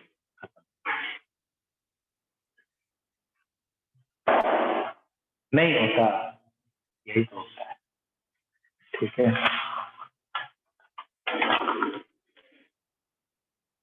तो अब आप बताइए कि हमने फर्स्ट पोलर बॉडी तो दिखा दिया, सेकेंड पोलर बॉडी कब बनेगी? जब स्पर्म इंटर करेगा सर, एग्जैक्टली आपको ये बात याद रखना होगा। जब मेटाफेज स्टेज के सेकेंड में, जब ये हमारा सेकेंडरी oocyte अरेस्टेड फॉर्म में है, और ये अरेस्टेड तब तक रहेगा जब तक स्पर्म इसके साथ एंटर नहीं करेगा, स्पर्म इसके साथ फ्यूज नहीं करेगा। जैसे स्पर्म इसके साथ फ्यूज किया, वैसे ही स्पर्म ने एनाफेज प्रमोटिंग फैक्टर को सिक्रीट किया, और मेटाफेज प्रमोटिंग फैक्टर को क्या किया, रिज्यूम किया, वो किया कम किया असर को। तब ये जो है सेकेंडरी oocyte अपना फर्दर डिवीजन क्या होता है, मियोटिक सेकेंड डिवीजन कंप्लीट करता है, फिर वहां पर पोलर बॉडी बनती है, वो पोलर बॉडी फिर से डिजनरेट करता है। किसी किसी बुक में 3 पोलर बॉडी बना दी, वही रहती है, ठीक है, एज पर और एनसीईआरटी। तो ये बात समझ में आ गई आपको।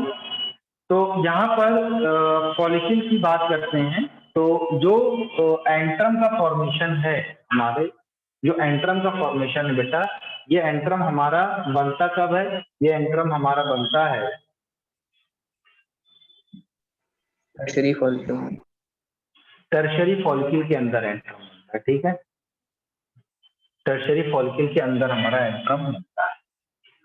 इस ओवेरियन फॉलिकल को जरा गौर से देखिए, ठीक है, प्रीमोडियल फॉलिकल है, फिर प्राइमरी फॉलिकल, स्टोमा के अंदर ये सारी चीजें हो रही है, सेकेंडरी फॉलिकल, ये जो दिख रहा है आपका, ये हमारा है सेकेंडरी, ये प्राइमरी फॉलिकल है, ये हमारा है सेकेंडरी फॉलिकल, फिर इसके अंदर ये क्या है बेटा, ये टर्शियरी फॉलिकल है, और फिर ये आपका ग्राफियन फॉलिकल है, जीएफ है, गर्लफ्रेंड ना समझ लेना इसको, ग्राफियन फॉलिकल है।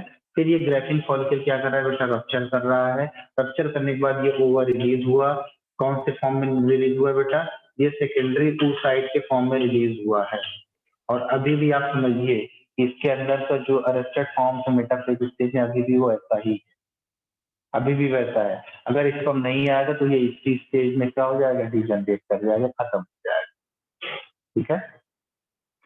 उसके बाद जो बचा हुआ, ये जो ग्रेफिन फॉलिकल का बचा हुआ पार्ट है, ये क्या कहलाएगा बेटा, कॉर्पस ल्यूटियम कहलाएगा। कॉर्पस का मतलब होता है बॉडी, ल्यूटियम का मतलब होता है येलोइश, इसका मतलब कॉर्पस ल्यूटियम हमारा किस कलर का है भाई, येलोइश कलर का है। और इस कॉर्पस ल्यूटियम को मेंटेन कौन करेगा, क्या बताया था मैंने, इस कॉर्पस ल्यूटियम को मेंटेन करेगा हमारा ल्यूटिनाइजिंग हार्मोन, और ये ल्यूटिनाइजिंग हार्मोन कहाँ से सिक्रीट करता है, हमारे एंटीरियर लोब ऑफ पिट्यूटरी से सिक्रीट करता है। कहाँ से निकलता है, गोनेडोट्रोपिन से निकलता है। किसके इन्फ्लुएंस में निकलता है, गोनेडोट्रोपिन रिलीजिंग हार्मोन के इन्फ्लुएंस में निकलता है, जो कि कहाँ से सिक्रीट होता है बेटा, ठीक है, कहाँ से निकल रहा है वो, हाइपोथैलेमस से वो निकल रहा है, ठीक है। तो मैंने क्या बताया कि अभी हम आपको ग्रेफिन फॉलिकल का डिटेल स्ट्रक्चर बताएंगे, और आगे क्या मैं बता रहा हूँ कि जो कॉर्पस ल्यूटियम है बेटा, कॉर्पस ल्यूटियम बहुत ज्यादा अमाउंट में क्या निकालता है बेटा, प्रोजेस्टेरोन निकालता है, ठीक है, और थोड़े अमाउंट में क्या निकालता है बेटा, ये रिलैक्सिन का भी सिक्रीशन करता है, ठीक है। अगर प्रेगनेंसी स्टैब्लिश करती है, अगर प्रेगनेंसी स्टैब्लिश करती है तब ये कॉर्पस ल्यूटियम परसिस्ट करेगा, otherwise it will be degenerate and makes the white star that is called the corpus albicans. क्या बोलेंगे हम उसको, कॉर्पस एल्बिकांस हम उसको बोलेंगे, ठीक है। तो यहाँ पर अब एक बात आती है कि टर्शियरी फॉलिकल के अंदर क्या होता है बेटा, एंट्रम होता है। मैं यहाँ पर दिखा दूं थोड़ा सा, मेंस्ट्रुअल साइकिल अभी मैं पढ़ा रहा हूँ डिटेल में।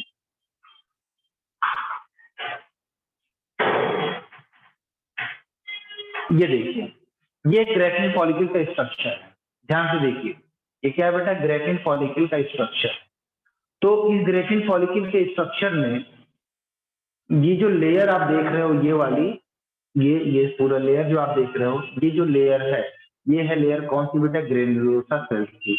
And for your kind information, जिस तरीके से हमारे यहाँ मेल के केस में सर्टोली सेल्स ने इनहिबिन का सिक्रेशन किया था, ठीक वैसे ही यहाँ पर इनहिबिन का सिक्रेशन कौन करेगा, ग्रेनुलोसा सेल्स करेगी। क्योंकि आपके पास ये सवाल होना चाहिए कि सर आपने बताया था कि ये जो इनहिबिन हार्मोन है ये एसएसएच के सिक्रेशन को सप्रेस करता है, ये जीएनआरएच के सिक्रेशन को सप्रेस करता है। तो अब फीमेल के केस में भी तो एसएसएच का सिक्रेशन हो रहा है, तो यहाँ पर भी तो जो है इनहिबिन होना चाहिए एसएसएच के सिक्रेशन को सप्रेस करने के लिए, रोकने के लिए। यहाँ पर कौन करेगा? इनहिबिन करेगा, लेकिन इनहिबिन कहाँ से निकलेगा? Granulosa cells.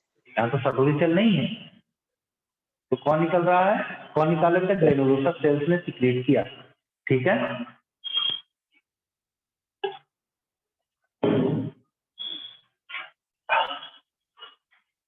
देखिए यहाँ पे एक स्ट्रक्चर आपका ये बेसल लेमिना दिख रहा है, बीच की ये जो कैविटी है, ये वाली, ये जो कैविटी है, इस कैविटी को हम बोलते हैं क्या? एंट्रम। क्या बोलते हैं? एंट्रम। ठीक है, इस एंट्रम के अंदर क्या होता है बेटा? एंट्रल फ्लूइड भरा होता है, और उसके बाद ये लेयर बाहर की तरफ, ये सेकेंडरी oocyte है, ये बाहर की तरफ कोरोना रेडिएटा दिखा रहा है। ये बेटा ये बाहर की तरफ क्या दिखा रहा है? Corona radiata. उसके बाद यहाँ जो लेयर होगी वो लेयर होगी ज़ोना पेलुसिडा की लेयर। ठीक है, वो लेयर कौन सी होगी? ज़ोना पेलुसिडा की लेयर होगी। और ये जो स्ट्रक्चर है क्यूमुलस oophorus, ये सेकेंडरी oocyte को क्रिएटिन फॉलिकल के रिमेनिंग पार्ट्स को अटैच करवाने का काम करती है, और ये क्यूमुलस oophorus इसके चारों तरफ एक लेयर बनाएगी। ठीक, क्या ये क्यूमुलस oophorus हम इसको बोलते हैं। थोड़ा सा इसको और थोड़ा सा मैं डिटेल बना करके आपको दिखाता हूँ, ताकि आप इसको भूलिए नहीं, याद रखिए। देखिएगा, ये एक लेयर है, बात को समझिए। और यहाँ पर मौजूद है आपका ये सेकेंडरी oocyte। ये क्या है बेटा? ये सेकेंडरी oocyte। ठीक है, इस सेकेंडरी oocyte के चारों तरफ, सेकेंडरी oocyte के चारों तरफ क्या मौजूद है बेटा? ये ज़ोना पेलुसिडा की लेयर। ठीक है, इस ज़ोना पेलुसिडा की लेयर के चारों तरफ आपको दिखाई पड़ेगा ये कोरोना रेडिएटा। क्या दिखाई पड़ रहा है? Corona radiata. ठीक है, और यहाँ पर इसके अंदर की तरफ क्या दिखाई पड़ेगा? अंदर की तरफ दिखाई पड़ेगा आपको अबे नई ग्रेनुलोसा लेयर दिखाई पड़ेगी लड़के, ये ग्रेनुलोसा लेयर दिखाई पड़ेगी। ठीक है, ये ग्रेनुलोसा लेयर यहाँ पर दिखाई पड़ेगी।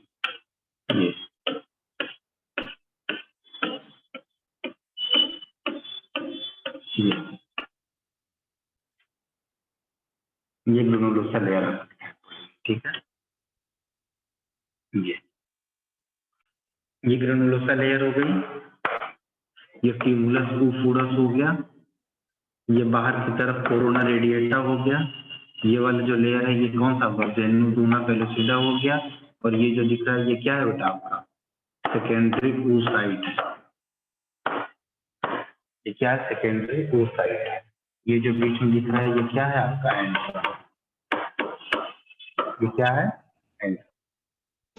अब ये ग्रेनुलोसा लेयर ही है जो किसमें और जो है फर्दर कन्वर्ट हुई थी, याद करें सेकेंडरी पॉलिसी के टाइम में, थीका एक्सटर्ना और थीका इंटरना में कन्वर्ट हुई थी। एक लेयर बना लीजिए, ये बाहर की तरफ थीका एक्सटर्ना है। ठीक है, बाहर की तरफ थीका एक्सटर्ना है, और अंदर की तरफ यहाँ पे बेटा देखो सर, अंदर की तरफ यहाँ पर आपको क्या दिखाई पड़ रही है? थीका इंटरना दिखाई पड़ रही है। तो नाम से हम मेंशन कर लेंगे इसको, नाम से क्या लिख देंगे बेटा? बाहर की तरफ होगी आपकी थीका एक्सटर्ना होगी, अंदर की तरफ क्या होगी? Theca interna. Theca interna, theca externa and theca interna. और ये जो थीका इंटरना है, थीका इंटरना सिक्रीट करता है क्या? एस्ट्रोजन। सिक्रीट करता है क्या? एस्ट्रोजन।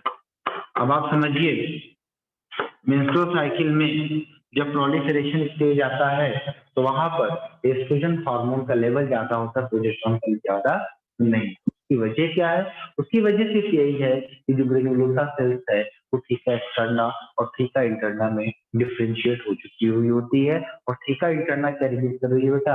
एस्ट्रोजन हार्मोन बहुत ही ज्यादा एम्पल अमाउंट में रिलीज कर रही है। इसीलिए मेंस्ट्रुअल साइकिल का जो प्रोलिफरेशन फेज आता है मेंस्ट्रुअल फेज के बाद, उस टाइम पर एस्ट्रोजन हार्मोन का लेवल जो होता है वो बहुत ही ज्यादा। इसके पीछे का रीजन ये है, अगर एसर्शन रीजन टाइप क्वेश्चन आता है तो पीछे का रीजन ये है कि during the proliferation phase the oestrogen level is very high. Reason दे देगा कि ग्रेनुलोसा सेल्स वेल फंक्शनल, वहां पर टीका इंटरना और एक्सटर्ना का नाम नहीं देगा, ठीक है। उसके पीछे ये बात छुपी हुई है कि जब ग्रेनुलोसा सेल्स अपने आप में फंक्शन ज्यादा है तो टीका एक्सटर्ना और टीका इंटरना दोनों बना रही है, और टीका इंटरना ज्यादा अमाउंट में कैरिगेट कर रही है एस्ट्रोजन का सिक्रेशन कर रही है। तब यहाँ पर आप बोलेंगे कि both assertion and reason are true and reason is the correct explanation of that, ठीक है ना। तो ये जो दिख रहा है, हाँ, ठीक होना शुरू होती है, ठीक होना शुरू, देखिए ठीकनी के लिए जब शुरुआत में ठीकनी होती है वहां पर एस्ट्रोजन रिस्पॉन्सिबल है।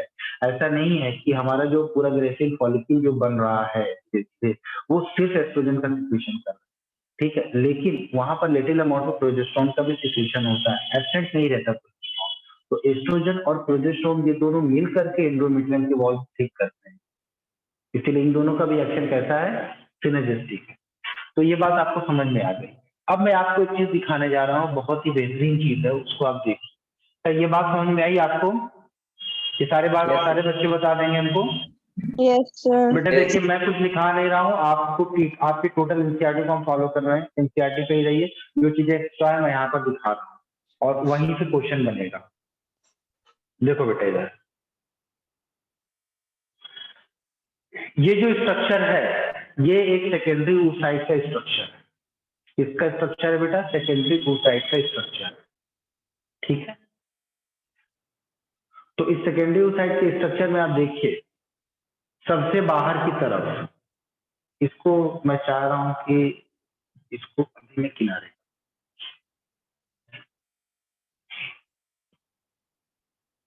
हम लोग बात करेंगे तो फिर ये देखिए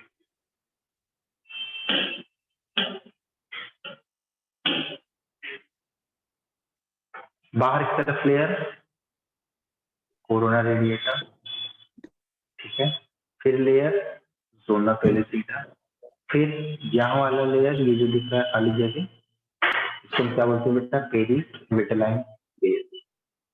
अक्सर एग्जाम में आपसे सीक्वेंस पूछता है, ठीक है, क्योंकि हम जानते हैं स्टोमलाइसिन में या एक्रोसिन को कहते हैं, इनके अंदर एंजाइम्स को ढेर सारा एंजाइम्स होते हैं, जैसे अभी मैंने बताया हाइलुरोनिडेज और आपका कोरोना पेनिट्रेटिंग एंजाइम, ठीक है, जोनालाइसिन, ठीक, ये सब एंजाइम्स बताया। ये सब एंजाइम करेंगे क्या? ये जो लेयर देख रहे हो ना, बैरियर देख रहे हो ना, इस बैरियर तक पहुंचने में काम कर रहे हैं भैया। फीमेल तक पहुंचना आसान नहीं, फीमेल तक पहुंचना आसान नहीं। तो आप सोचो कितनी बाधाएं जो है एक पुरुष जो है झेलता है, एक स्तंभ झेलता है, ठीक। सबसे पहले तो उसके एसिडिक मीडियम से लड़ाई करेगा, यूनाइटेड स्टेट के एसिडिक मीडियम से लड़ाई करेगा। लड़ाई करने में उसकी इसीलिए इतनी बड़ी सेना लेकर के जा रहा है, 300 मिलियन की सेना लेकर के जा रहा है, अकेले ही तो ओवा के लिए, अकेले ही ओवा के लिए। और ओवा कहाँ है? वो अभी फैलोपियन ट्यूब की किसी जगह पर मौजूद है, जिस जगह को हम बोल रहे हैं एम्पुला। जरूरी नहीं एम्पुला पे ही हो सकता है एम्पुला से जो स्टमक में आ गई, या हो सकता है अभी वो इन्फेंटिबुलम में ही फंसी हुई है ना। तो उसको वेजाइना की जेनेटिक जो वेजाइना से सर्वाइकल कैनाल से होते हुए, अब देखो सर्विक्स इतना स्ट्रॉन्गेस्ट स्फिंक्टर होता है, उस वक्त रिलैक्सिन हार्मोन क्या करता है, तो थोड़ा सा रिलैक्स करता है, फैलाता है, और साथ साथ जो प्रोस्टाग्लैंडिन होता है किसके अंदर मौजूद होता है? सीमेन के अंदर मौजूद होता है, वो प्रोस्टेटिक सिक्रीशन होता है, ठीक है। क्या होता है? प्रोस्टेटिक सिक्रीशन होता है, कौन सा? प्रोस्टाग्लैंडिन। वो सर्विस को थोड़ा सा डायलेट करता है, जब सर्विस थोड़ा सा डायलेट होता है तो सीमेन जो है बहुत आसानी से अंदर पहुंचता है, स्पेशली स्पर्म जो है बहुत आसानी से पहुंचता है। लेकिन बहुत सारे मिलियंस की संख्या में ऐसे होते हैं कि वो वहीं पर फंस करके मर जाते हैं, फिर उसको यूट्राइन कैविटी में ढूंढना पड़ता है, यूट्रस वाली, ठीक है। इसको तो नहीं पता ना किधर हुआ है ना। तो जनरल साहब कहते हैं ऐसा है, आधी सेना इधर, आधी सेना इधर, आधी सेना राइट ओवरी की तरफ, आधी सेना लेफ्ट ओवरी की तरफ, पहुंचो। आधी आधी संख्या बढ़ गई, एग्जैक्ट नहीं बढ़ती है, बट आधी इधर हो जाती है। जिसको जिधर से रास्ता मिलता है उधर से हो जाता है। अगर इधर हुआ नहीं है तो उधर वाले सारे स्ट्रीम क्या हो जाते हैं, डिस्ट्रॉय हो जाते हैं, खत्म हो जाते हैं, डीजनरेट कर जाएंगे। लेकिन जिधर है उधर और बाधाएं क्या क्या है कि फेलोपियन ट्यूब की जो लाइनिंग है वो सीरिया की बनी, ये सीरिया से मूव कर रहा है। अच्छा ठीक है, इस पर भी जा रहा है, भैया फंस गया इसी में, क्या किया, फंस गया। क्यों? क्योंकि इसके पास भी तो फ्लैजिला है। फ्लैजिला और सीलिया आपस में क्या हो जाते हैं, फ्यूज हो जाते हैं, फंस जाते हैं। सीलिया क्या करेगा? सीलिया स्पर्म के लिए फ्रेंडली नहीं है। सीलिया किसके लिए फ्रेंडली है? सीलिया तो ओवा के लिए फ्रेंडली है। ये आप आ गई, चलिए ठीक है, आ जाए। अभी अभी निकली है आप ग्रेफिन फॉलिकल से, सिमरी ऐसे खड़ा रहेगा नमस्ते करने के लिए, आइए आइए, हम खड़े हैं, आइए। बाहर निकला, पकड़ा और केस तो अंदर गया, फिर अंदर क्या मौजूद है, सीलिया मौजूद है, नमस्कार। आप आ गए, चलिए ये स्वाइप किया, ये स्वाइप किया, ये स्वाइप किया, ये फ्लिप फ्लॉप मूवमेंट जो ऐसे चल रहा है, ठीक है। और वो पेंडिकुलम से एम्पुला तक पहुंचा, और इधर भाई साहब विश्वम जो है पूरी बारात लेकर के पहुंच रहे हैं। एम्पुला पर क्या हुआ, फ्यूजन, जाइगोट। अब जाइगोट बन तो गया, जाइगोट बन गया, लेकिन ये जो जाइगोट बना उससे पहले भाई साहब को इस लेयर को भी पेनिट्रेट करना है, कोरोना रेडिएटर को, फिर इसके बाद डोना पेरिफेरा की लेयर को पेनिट्रेट करना है, फिर पेरिविटेरियन स्पेस से होते हुए फिर अंदर जाना है। ऐसे लोग पुरुषों की लाइफ आता,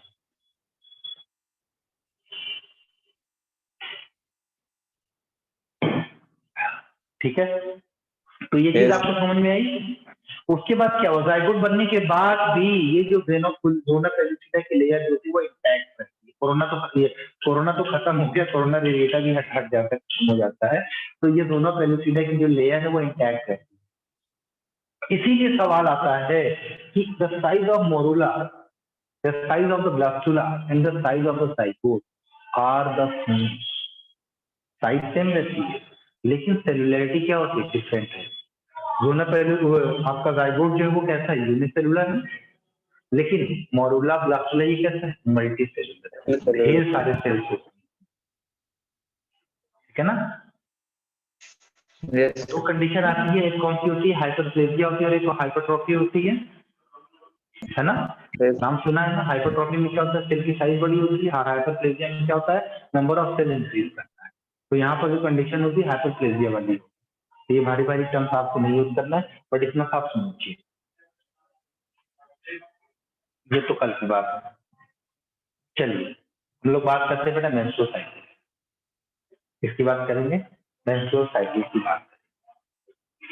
मेंस्ट्रुअल साइकिल और ओवेरियन साइकिल दोनों साथ चल रही होती है। अब ओवेरियन साइकिल चल रही है तो ऑब्वियस सी बात है कि इसके अंदर जो फॉलिकल आपको दिखाई पड़ेगी वो आपकी primary follicle, secondary follicle, tertiary follicle, graafian follicle, rupture, corpus luteum, and then अगर प्रेगनेंसी एस्टेब्लिश करती है कॉर्पस ल्यूटियम रहेगा, नहीं तो कॉर्पस अल्बिकम वो कन्वर्ट हो जाएगा, ठीक है भाई। तो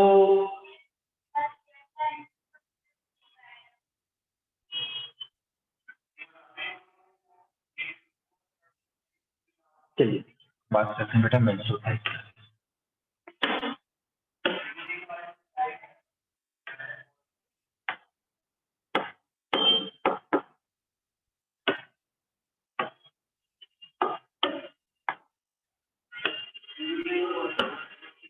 मेंस्ट्रुअल साइकिल, टैरिफ प्लान कितने दिन का आता था पहले, टैरिफ प्लान कितने दिन का आता था मोबाइल का tariff plan, 28 days. Menstrual cycle कितने दिन की होती है, 28 दिन की, वो भी होती है 28 दिन की, इन जनरल बताया गया 28, ठीक है।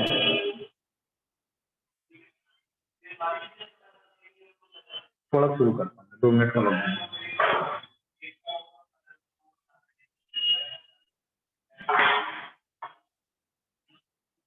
तब तक ये डायग्राम बना।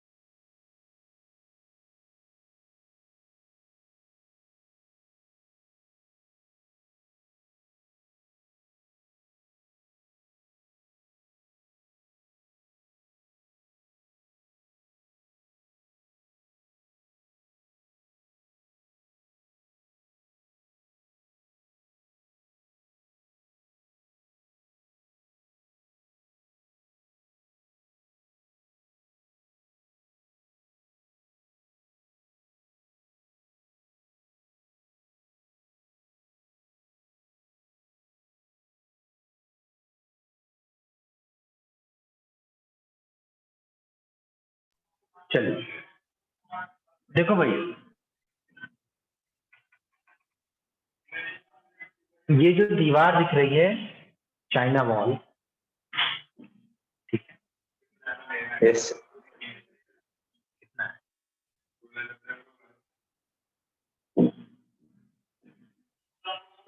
कितना मिलेगा? 1 ग्राम।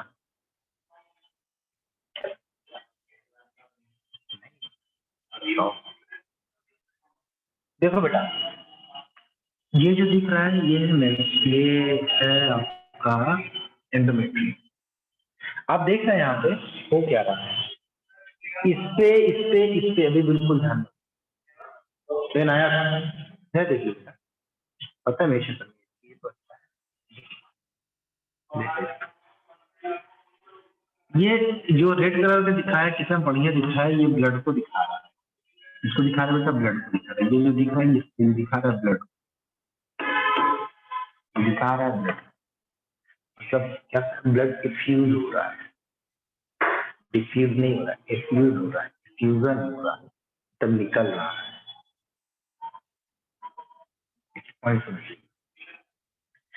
मेंस्ट्रुअल साइकिल जो होती है वो अप्रोक्सीमेटली 28 से 30 दिनों की होती है, फीमेल में होती है, प्यूबर्टी के टाइम शुरू होती है और एट द एज ऑफ 50, जैसा एनसीईआरटी ने मेंशन 50 साल की उम्र में ये बंद हो जाती है, लेकिन वेरी करता है, इसीलिए डॉक्टर्स ने इसके पीरियड को 45 टू 55 ईयर को मेंशन, ठीक है। इस बीच में ये क्या करती है बेटा, ये स्टॉप कर जाएगी मेंस्ट्रुअल साइकिल, और स्टॉपेज को हम बोलते हैं मेनोपॉज, स्टार्टिंग को हम बोलते हैं मेनार्च, मेनार्च।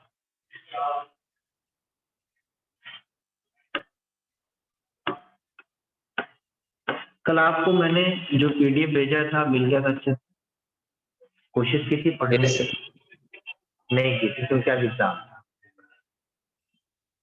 ठीक, उसको पढ़िए। Meenakshi, first menstrual cycle, first menstruation,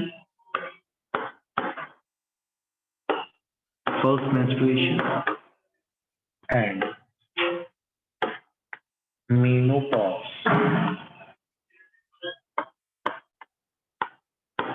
stop of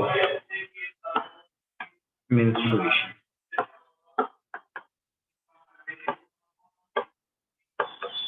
ठीक है। इसके अलग अलग फेजेस होते हैं, समझिए। पहला फेज होता है मेंस्ट्रुअल फेज, जिसको मेंसेस कहते हैं। दूसरा फेज होता है फॉलिकुलर फेज, जिसमें फॉलिकल का फर्दर डेवलपमेंट होता है तेजी से। उसके बाद आपका फेज आता है कौन सा, एक बहुत शॉर्ट फेज होता है, 12 से लेकर के 16 दिन के बीच का जो फेज होता है, वो फेज आपका कहलाता है ओव्यूलेटरी फेज, ठीक है। क्या कहलाता है, ओव्यूलेटरी फेज। इन जनरल अमूमन 14th डे पर ग्रेफियन फॉलिकल रप्चर करती है और ओवर रिलीज होता है। इस प्रोसेस को ओवुलेशन कहते हैं, और ये जो प्रोसेस हो रहा है बच्चे, ये प्रोसेस हो रहा है under the influence of luteinizing hormone. और इस पीरियड पर आप देखिए, ये यहाँ पर नीचे सीधा आएंगे तो आपको देखेगा कि ये जो दिन है ये 14वां दिन है। 14th डे पर एनएच हार्मोन अचानक से बढ़ता है, सर्ज होता है, सर्जिकल स्ट्राइक होता है। जैसे हम इंडियन ने पाकिस्तान और बर्मा के ऊपर सर्जिकल स्ट्राइक की थी, तो what is the meaning of, actual meaning of the surgical strike? Surgical strike word आया है सर्ज से। सर्ज का होता है किसी चीज का अचानक से बढ़ना, किसी चीज का अचानक से, मतलब कोई भी चीज अचानक, ठीक है। पेट में अब दर्द हुआ, अल्ट्रासाउंड करवाया गया, पता ही चला तुम्हारे जो है गॉल ब्लैडर में स्टोन, और बड़ा स्टोन है, जल्दी इसको निकलवाओ नहीं तो दिक्कत आ जाएगी, तुरंत आप सर्जरी करते हो, वहां पर भी सर्ज हो रहा है, अचानक से काम। यहाँ पर इलेक्ट्रो सर्जिकल स्ट्राइक हो रहा है, किसके ऊपर होता है, ग्रेफियन फॉलिकल के ऊपर होता है ना। ग्रेफियन फॉलिकल क्या करेगी, अरे भैया आ गए ल्यूटिनाइजिंग हार्मोन, लो हम फट गए, ग्रेफियन फॉलिकल क्या करिए, अच्छा भैया तुम आ गए, लो हम फटे, ये ओवर बाहर निकल रहे हैं, चलो हमको बख्श दो, हम तुमको साथ देते रहे, ये ल्यूटिनाइजिंग हार्मोन। इस कॉर्पस ल्यूटियम को मेंटेन करेगा, कॉर्पस ल्यूटियम मेंटेन करेगा। लेकिन कॉर्पस ल्यूटियम को गुस्सा है, ध्यान से समझिए, कॉर्पस ल्यूटियम क्या है, गुस्सा है कि भाई इसने मुझे क्यों छोड़ा, कॉर्पस ल्यूटियम, ठीक है। तो क्या होगा कि ये जो प्रोजेस्टेरॉन हार्मोन रिलीज करेगा, कौन, corpus luteum, corpus luteum progesterone hormone release करेगा। और तो प्रोजेस्टेरॉन क्या करेगा कि अच्छा ये तुमको मारा था, अभी हम इसके सिक्रेशन को सप्रेस करते हैं इनडायरेक्टली। लेकिन एलएच ने क्या किया था, भला किया था ना, एलएच ने क्या किया था, भला किया था, अच्छा किया था कि भाई चलो ग्रेफिन फॉलिकल को रप्चर करवा देते हैं तो ओवा रिलीज हो जाएगा, तो फर्दर प्रोसेस चलेंगे। लेकिन क्या है, जिसका भला करो वही नुकसान पहुंचाता है। तो वो जो कॉर्पस ल्यूटियम में प्रोजेस्टेरॉन सिक्रेट करना शुरू किया था, ये प्रोजेस्टेरॉन हार्मोन क्या करेगा, ये निगेटिव फीडबैक देगा किसको, जीएनआरएच को, और वहां से जीएनआरएच का भी सिक्रेशन कम हो जाएगा, एलएच का भी सिक्रेशन कम हो जाएगा। अब क्या होगा, अब मामला फंस गया कि जब तक कॉर्पस ल्यूटियम है तो प्रेगनेंसी एस्टेब्लिश करेगी। क्यों, क्योंकि कॉर्पस ल्यूटियम का ही हार्मोन है कौन सा, प्रोजेस्टेरॉन, जिसको हम क्या बोल रहे हैं, प्रायर टू जेस्टेशन वाला हार्मोन। तो ये प्रायर टू जेस्टेशन वाला हार्मोन जो है वो उसका मेन काम ये होता है कि ये जो एंडोमेट्रियम की वॉल है जो थिक हो रही है, इसके थिकनेस को ये बढ़ा रहा है। तब आप बोलोगे सर मामला तो फंस गया, क्योंकि ल्यूटिनाइजिंग हार्मोन है, ल्यूटिनाइजिंग हार्मोन है तभी कॉर्पस ल्यूटियम जो है एक्टिवेट रहेगा। लेकिन यहाँ जो प्रोजेस्टेरॉन है ये तो उल्टा ही जो है ल्यूटिनाइजिंग हार्मोन के सिक्रेशन को सप्रेस करता है। तो बड़ा कंट्राडिक्टेड बात है, आपकी बात समझ में नहीं आ रही है। मामला ये होता है कि अब यहाँ पर ह्यूमन कोरियोनिक गोनेडोट्रोपिन हार्मोन बनना शुरू हो चुका होता है। कौन सा हार्मोन, HCG, गोनेडोट्रोपिन कह रहा है, बात को समझिए, क्या कह रहा है, गोनेडोट्रोपिन कह रहा है, ठीक है। और ट्रोपिन हार्मोन कहां से निकलने लगा, एंटीरियर पिट्यूटरी से। ट्रोपिन हार्मोन कहां से निकलते हैं, बोल भाई, एंटीरियर पिट्यूटरी का जितना हार्मोन है उसको हम ट्रोपिन हार्मोन कहते हैं।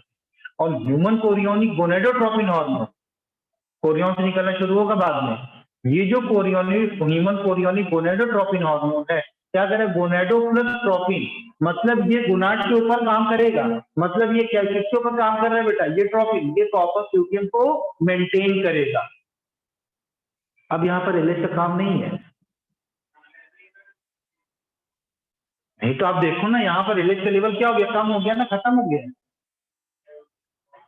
तो human chorionic gonadotropin hormone corpus luteum के फंक्शन को मेंटेन करता है। बात समझ में आ गई। इसीलिए बात यहाँ पर एक चीज और एक बार और सिद्ध होता है कि किसी की वजह से किसी का कोई काम रुकता नहीं। नेचर ने अल्टरनेट बना करके रखा हुआ है हर एक चीज, ठीक। फिर से हम आते हैं, देखिए बेटा, ये मेंस्ट्रुएशन फेज जो होता है ये पहले से 5वें दिन तक होता है। इस बीच में, या पहले से 30वें दिन तक होता है। इस बीच में जो फीमेल होती है ब्लीड करती है। क्यों ब्लीड करती है, क्योंकि एंडोमेट्रियम की वॉल प्लग ऑफ होगी और साथ ही साथ जो ब्लड वेसल्स वगैरह होती है वो रप्चर करेंगी। इस वजह से क्या होता है, मेंस्ट्रुअल फ्लो होता है।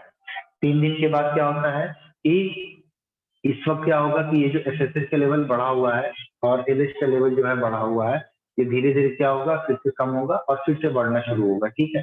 तब यहाँ पर ये वाला जो फेज आता है बेटा, ये वाला फेज क्या होता है बेटा, फॉलिकुलर फेज आता है। और मैंने आपको बताया था कि इस फॉलिकुलर फेज में क्योंकि जो आपका ग्रेनुलोसा सेल्स है वो थीका सेल्स बनाना शुरू कर चुका होता है, इसीलिए इस टाइम पर ये जो एस्ट्रोजन हार्मोन है उसका लेवल पीक पर होता है।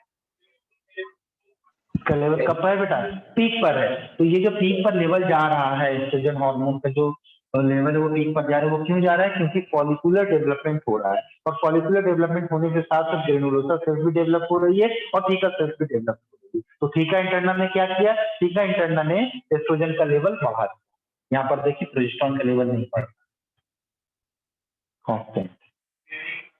कब बढ़ेगा प्रोजेस्टेरॉन का लेवल, देखिए ध्यान दीजिए, प्रोजेस्टेरॉन का लेवल कब बढ़ रहा है, जब यहाँ पर ओवुलेशन हो रहा है। देखो ये ग्रेफियन फॉलिकल रप्चर कर रही है यहाँ पे, ये ग्रेफिन फॉलिकल जब रप्चर करी, ओवुलेशन हुआ, ओवा बाहर निकला, ये ओवा बाहर निकला, तब ये किस में कन्वर्ट हुआ बेटा? कॉर्पस ल्यूटियम में कन्वर्ट हुआ। तो ये जो कॉर्पस ल्यूटियम में जब कन्वर्जन होता है तो ओवुलेशन के बाद ये जो पूरा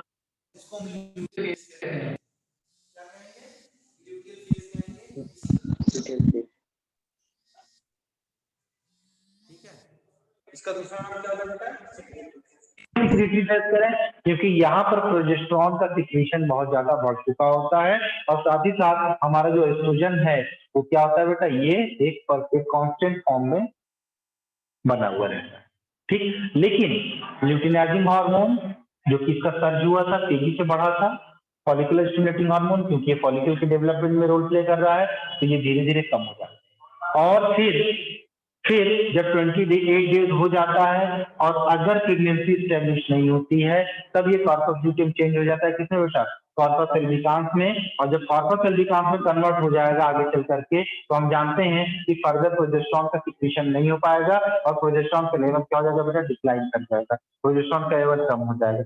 एक्चुअल में मेंस्ट्रुअल साइकिल का दोबारा शुरू होना इस चीज को इंडिकेट करता है कि excess of the progesterone will initiate the menstrual cycle.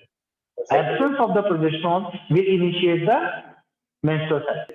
आप कभी ये मत कहिएगा कि high level of the FSH hormone it indicating the menstrual cycle initiative, नहीं, वो बात नहीं है।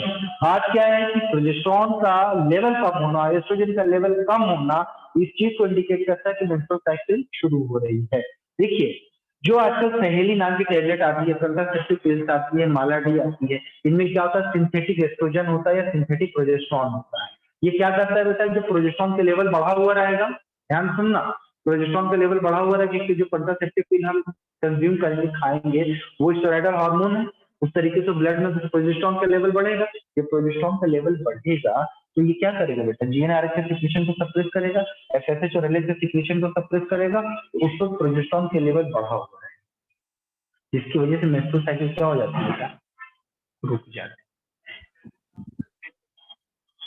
क्यों ऐसा करते हैं? जब एफएसएच आएगा ही, एलएच आएगा ही, फॉलिकल का डेवलपमेंट ही नहीं होगा। जब फॉलिकल का डेवलपमेंट नहीं होगा तो ओवुलेशन भी नहीं होगा। जब ओवुलेशन नहीं होगा तो क्वाइटस कितनी बार हो, सेक्सुअल इंटरकोर्स कितनी बार हो, इसको हम जाएगा, टहलेगा, घूमेगा, मर जाएगा वापस, कोई मतलब ही नहीं। सही, इसको हमको क्या चाहिए? ओवा चाहिए। और तुम पहले से प्रोजेस्टेरॉन ले रहे हो तो उससे क्या होगा? मेंस्ट्रुअल साइकिल रुकी हुई रहेगी, ओवुलेशन नहीं हो रहा है, इसके बहुत सारे साइड इफेक्ट्स भी आते हैं, बहुत सारे साइड इफेक्ट्स भी आते हैं। इसलिए थोड़ा बचना चाहिए कंट्रासेप्टिव पिल्स वगैरह से। ये मैं आपको रिप्रोडक्टिव हेल्थ में पढ़ाऊंगा कि नॉर्प्लांट क्या होता है, ठीक है, इंट्रायूटेराइन डिवाइसेस क्या होती हैं, सिल्वर टी क्या होता है, और जो है अलग अलग टाइप के कॉपर टी क्या होता है, ये सब मैं बताऊंगा कि कैसे इनसे इस्तेमाल किया जाता है। बट यहाँ पर मैं समझता हूँ कि आपको इतनी बात समझ में आ रही है कि मेंस्ट्रुअल साइकिल में ये जो 14th डे होता है, 14th डे पे ओवुलेशन होता है और इस ओवुलेशन के टाइम पर एलएच हार्मोन का लेवल बहुत ज्यादा बढ़ा हुआ होता है, ठीक है, एलएच हार्मोन का लेवल बहुत ज्यादा बढ़ा हुआ होता है, ठीक है।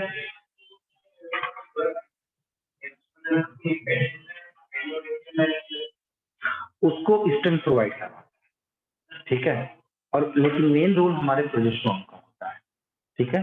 थिकनिंग, अब देखिए जितनी ज्यादा थिकनिंग करवाएगा ना प्रोजेस्टेरॉन, दोनों मिलकर के काम करते हैं, लेकिन सबसे ज्यादा प्रायर इफेक्ट किसका होता है? प्रोजेस्टेरॉन का। जितनी ज्यादा थिकनिंग होगी उतना ज्यादा क्या होगा? एस्टेब्लिशमेंट होगा और उतना जो है इजीली इम्प्लांटेशन होगा, और जितना अच्छा इम्प्लांटेशन होगा एंडोमेट्रियम के ऊपर उतना जो है अच्छे से प्रेगनेंसी। अब मान लीजिए कि आपको 10 मंजिला बिल्डिंग खड़ी करनी है, हाँ, आप उसकी बुनियाद कितनी देंगे? कम से कम कुछ नहीं तो 40 फीट की बुनियाद देंगे, 50 फीट की बुनियाद देंगे, कि 2 फीट के ऊपर आप 10 मंजिला बिल्डिंग खड़ी करने का काम नहीं हो पाए।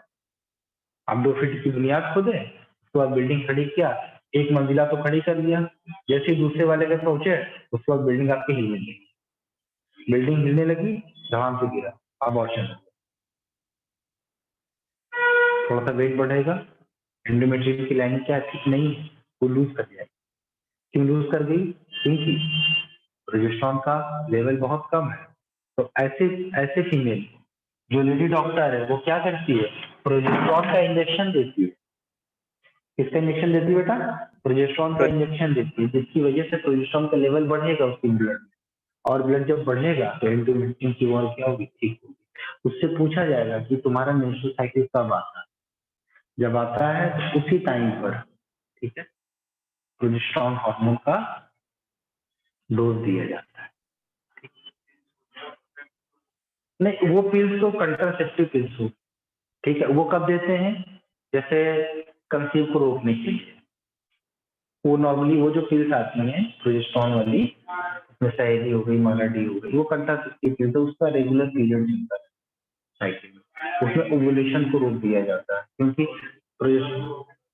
भाई प्रोजेस्टेरॉन बढ़ा हुआ रहेगा तो फॉलिकल का डेवलपमेंट कहाँ से होगा, नहीं होगा ना, एसएसपी कम रहेगा, एलएच भी कम रहेगा, फॉलिकल का डेवलपमेंट होगा ही नहीं। तो फॉलिकल का डेवलपमेंट ही नहीं होगा तो ओव्यूलेशन भी नहीं होगा। इसके पीछे का कंसेप्ट वन में इन लोगों ने सोचा, ये क्या सोचा, वन में सोचा, तो ये मुझसे बड़े साइड इफेक्ट आए। बॉडी ओबेस्ड हो जाती है, बॉडी लेथार्जिक हो जाएगी, मोटी हो जाएगी, मेटाबॉलिक रेट बड़ा खराब हो जाता है फीमेल का, एबनॉर्मलिटी आती है, बोन्स वगैरह कमजोर होना शुरू हो जाती है, बहुत सारी चीजें दिक्कतें आती है। इसीलिए जानकारी ही बचाओ है। जैसे हम दो, हमारे दो बच्चों का लक्ष्य महान, लड़का लड़की एक समान, भारत सरकार का नारा है ये, ठीक है।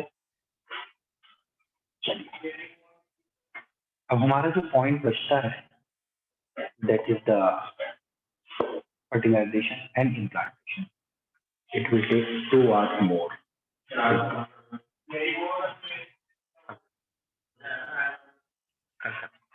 टाइम देख दो, टाइम देखो 10:30 हो रहा है।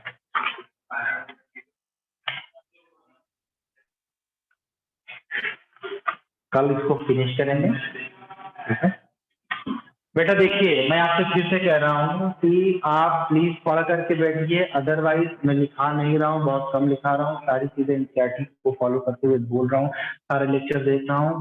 आप अपने थोड़ा सा नोट्स बनाने की कोशिश करिए।